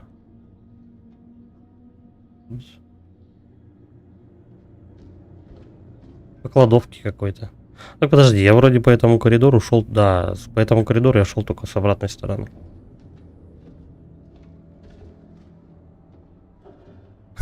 Он просто просочился сквозь закрытую дверь. Ну-ка, это можно еще сделать? Да, я как привидение просто вжух. Вжух. Игра забыла то, что дверь открывать должна. Ладно.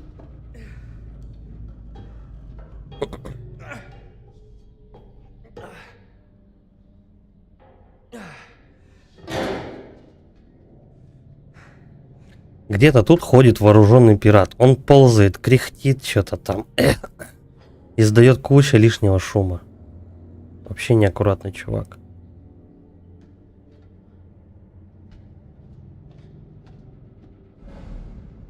Алекс? Джулия? Еще и босиком ходит. Так. Прямо или направо? Ну, это, по-моему, тупиковая комната. Угу, с картинкой. Возможные события. Это финал. Возможный один из финалов.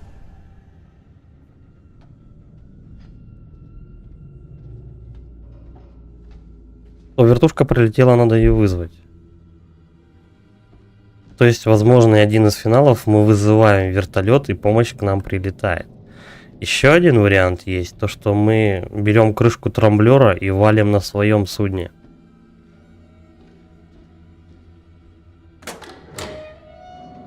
Подожди, по-моему, там еще...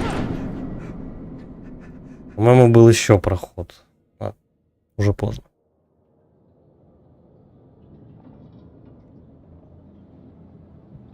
Назад меня уже не пустят.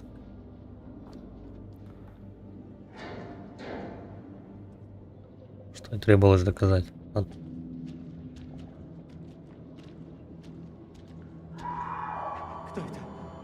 Кто здесь? Глючит. Глючит тебя мужчина. Вот он опять ходит, орет: стойте, убирайтесь. Совсем забыл, что за ним, ну, как минимум 3 пирата охотятся.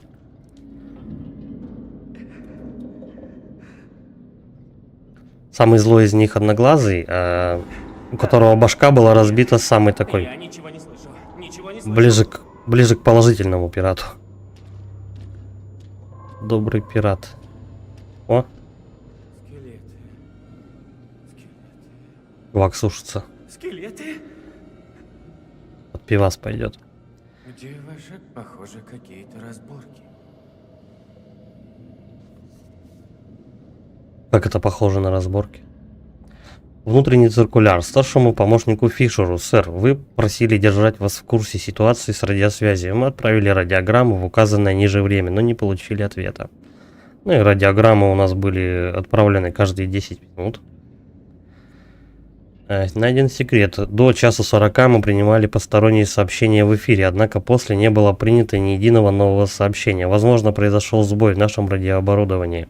Я изучаю ситуацию и доложу не позже 3 часов ночи. Рядовой Купер. Сейчас мы по кругу здесь все обойдем. Ключик, кстати. Уже второй, который мы нашли. Возьмем с собой. О, курс изменен. Сейчас у нас очкарик как вооружится просто до зубов. Рэмбо комнатный. Качаю. Вас не должно здесь быть. И я не Да должен ладно. вас видеть. Почему не должен? Ну-ка еще раз. Это не работает. Я вот забыл, может быть в House of Ashes эта фишка была, то что надо прям каждый предмет внимательно осматривать, крутить камеру, чтобы этот секрет сработал. Вроде в House of Ashes это было.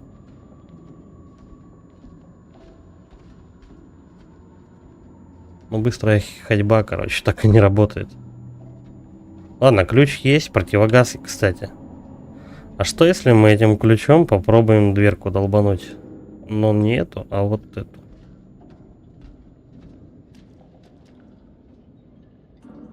Нет. Ключ, значит, не для этого. Давай. Прыг-скок. Алекс? Джулия? Громче крикните, а пираты не слышат. Ох, твою мать!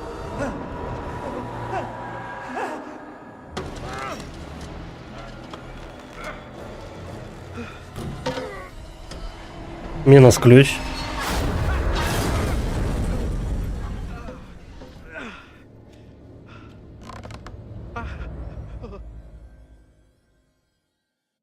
И что же он там такого увидел, ничего не показали.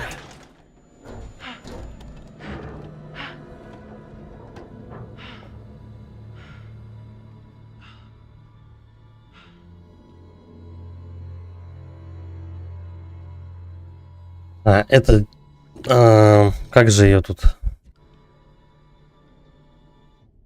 Короче, она с грузового отсека.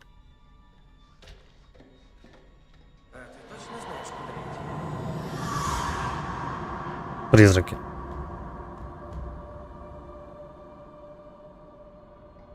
Третий надо найти. Чё написано?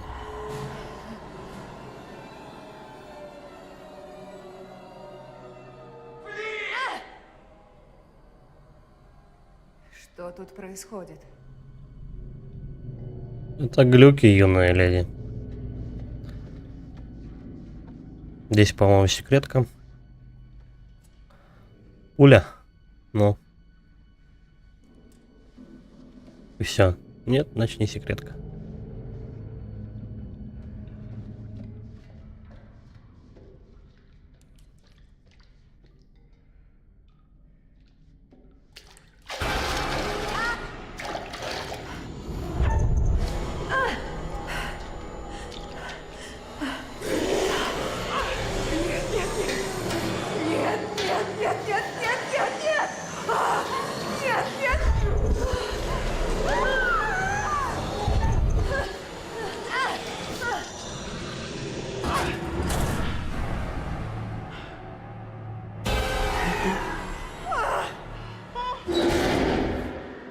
Ля, как ее прет, да, как жирно.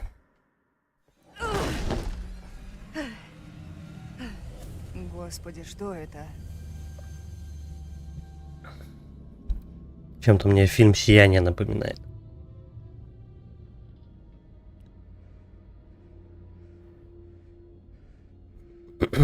Обыщите бальный зал, найдите остальных.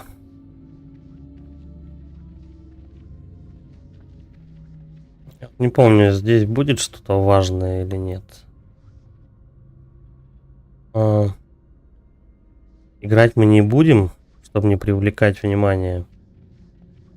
Точно не уверен, но вроде это важно.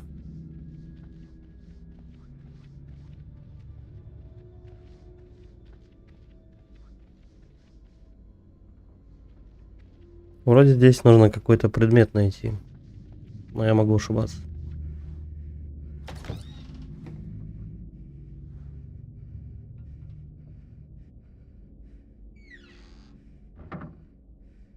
А если еще раз? Ничего не поменялось.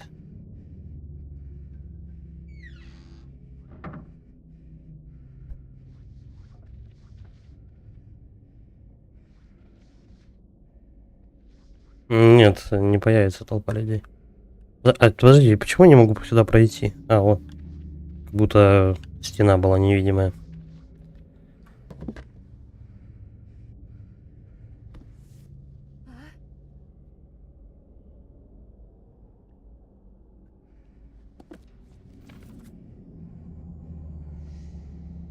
Посвященные должны собраться в тишине не более и не менее чем 5 чистых разумом и душой. 3 из них должны быть женщинами, а 2 мужчинами.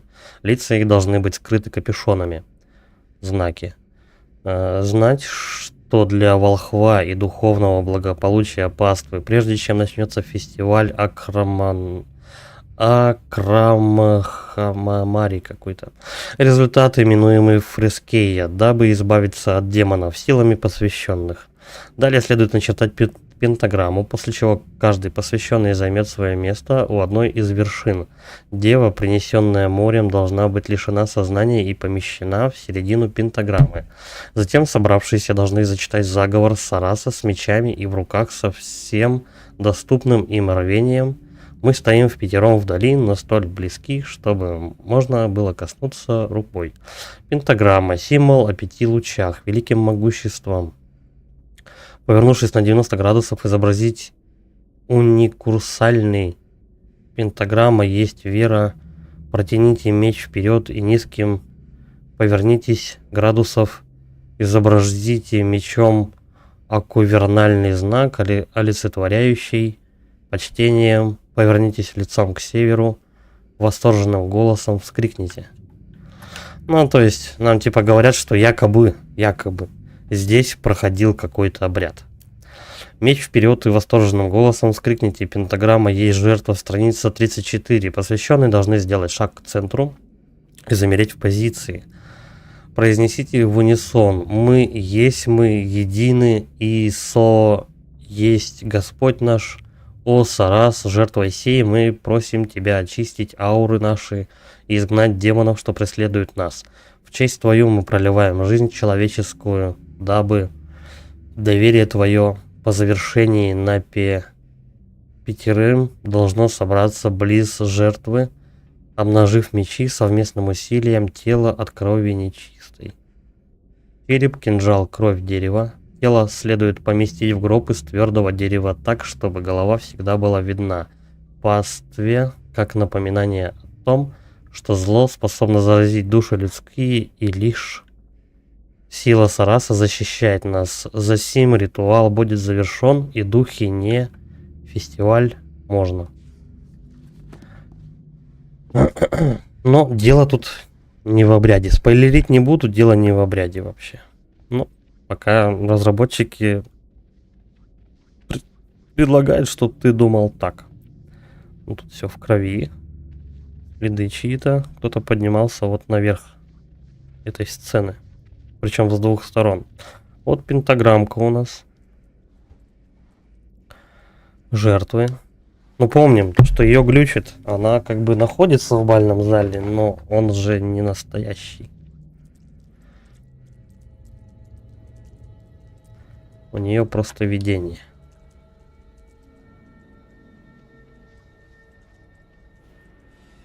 Да что, тут не пройти? Там расстояние огромное. Ты что?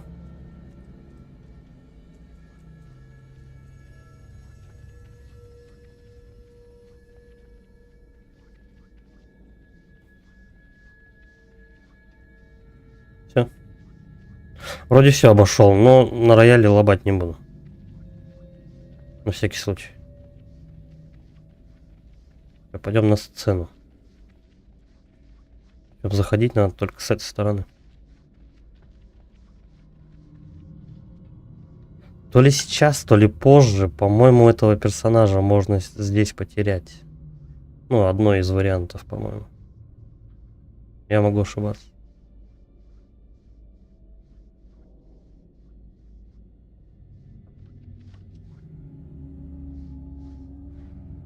Это вроде занавес. Угу.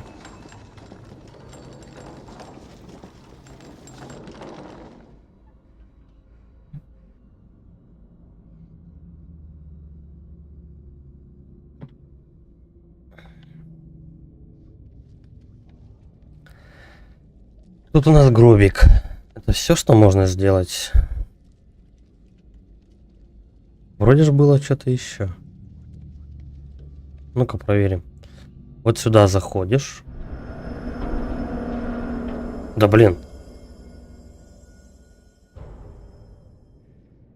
Еще к гробу не подошел. Они катсцену запустили. Вон там. Там сторитейлер стоял. Возле стола. Вот я это видение видел. Мужик, капюшон, и у него посох.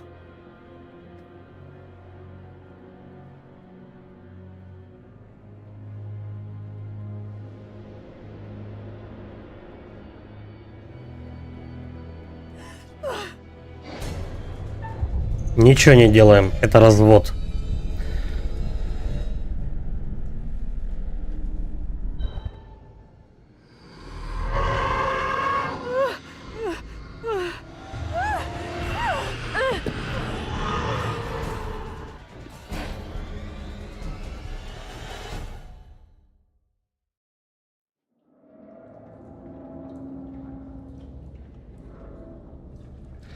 Джулия, грузовой отсек.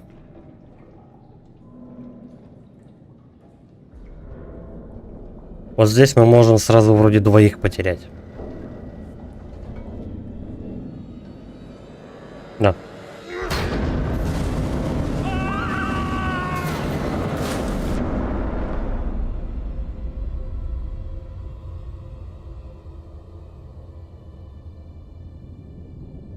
Снова глюк.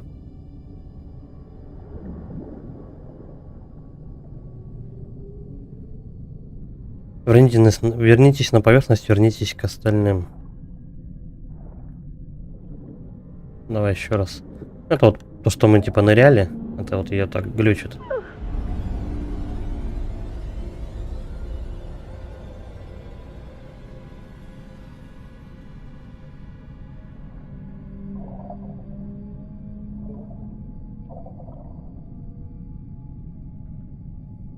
Ничего сделать больше с ней нельзя.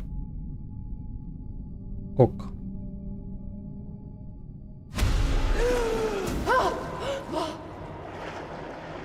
Ку-ку.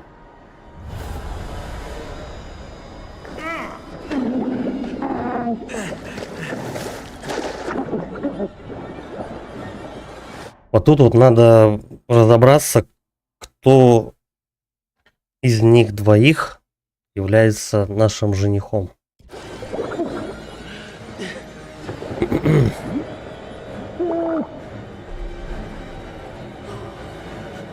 Хватит, он же утонет.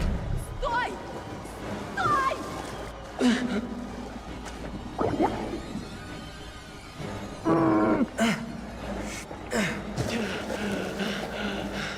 Скорей!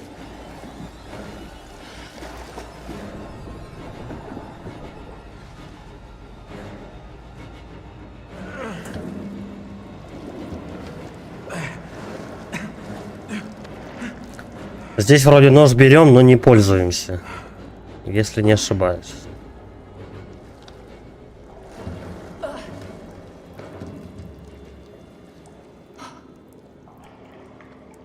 Что? Ты в порядке?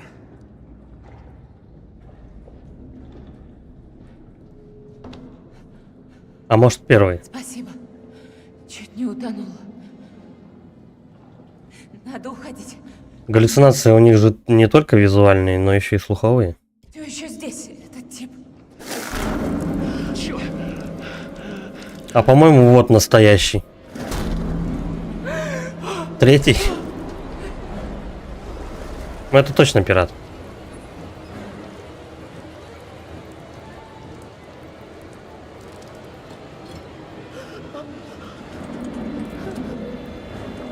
Ну уже! Бежим! Так, вот здесь надо внимательно отыграть. Или нет? Позже.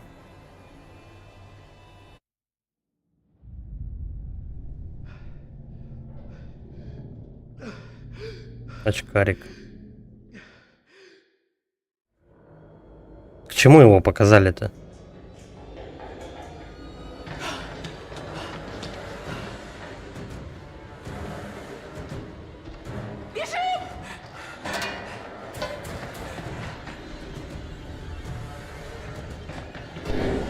Черт! Он здесь! Громче кричи. Ты что, меня больше не любишь?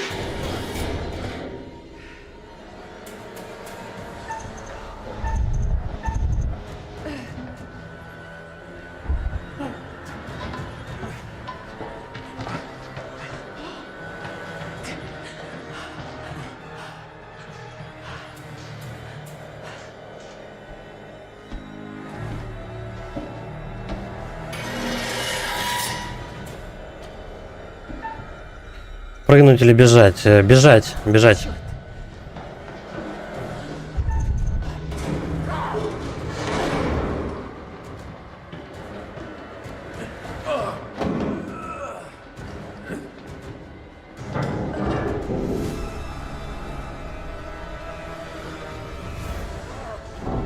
Джули, ты чего?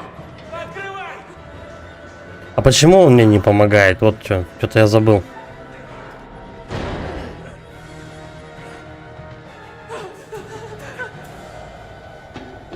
Может, он и как галлюцинация? А, можно, да, ударить.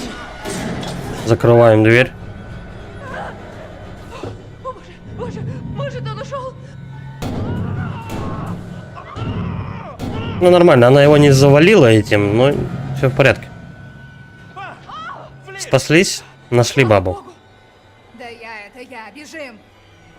Боже! Нам нужно укрыться. Очкарита. Все в сборе.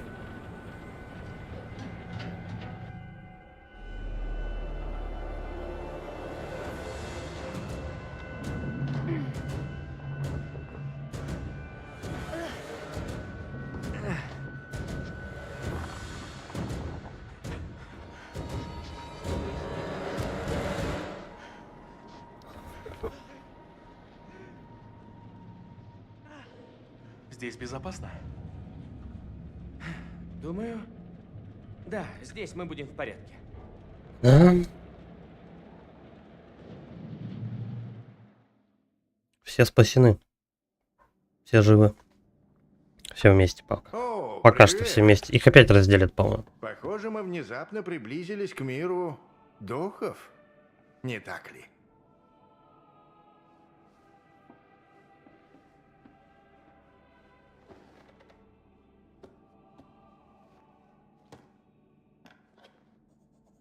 Вам уже ясно, что происходит?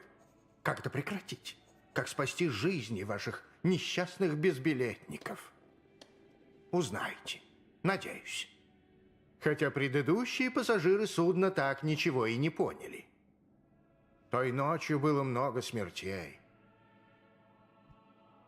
Позвольте помочь вам. Дать подсказку. Его подсказки никак не помогают. Ни в одной игре. Ну что ж, как бы сказать. Здесь могут быть замешаны силы, близкие к науке.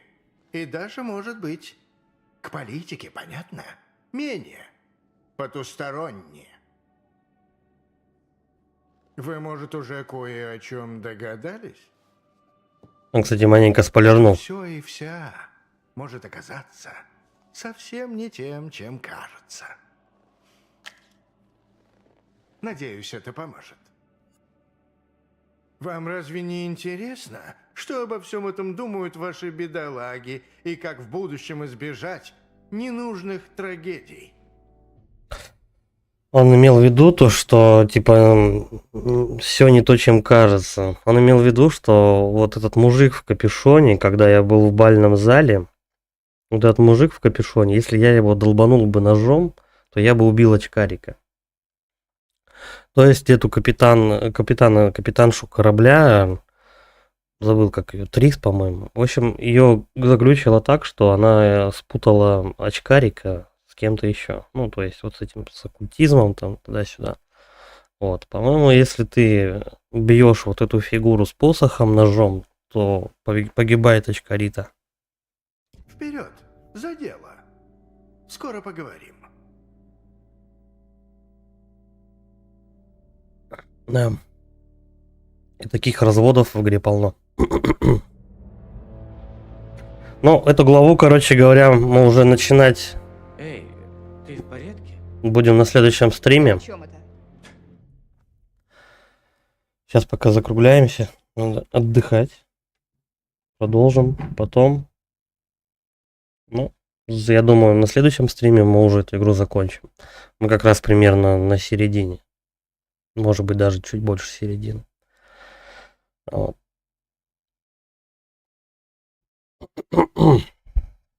Так что, давай, будем закругляться. Вам спасибо за просмотр. Ставьте лайки, подписывайтесь на канал, пишите комментарии. Всем удачи и пока.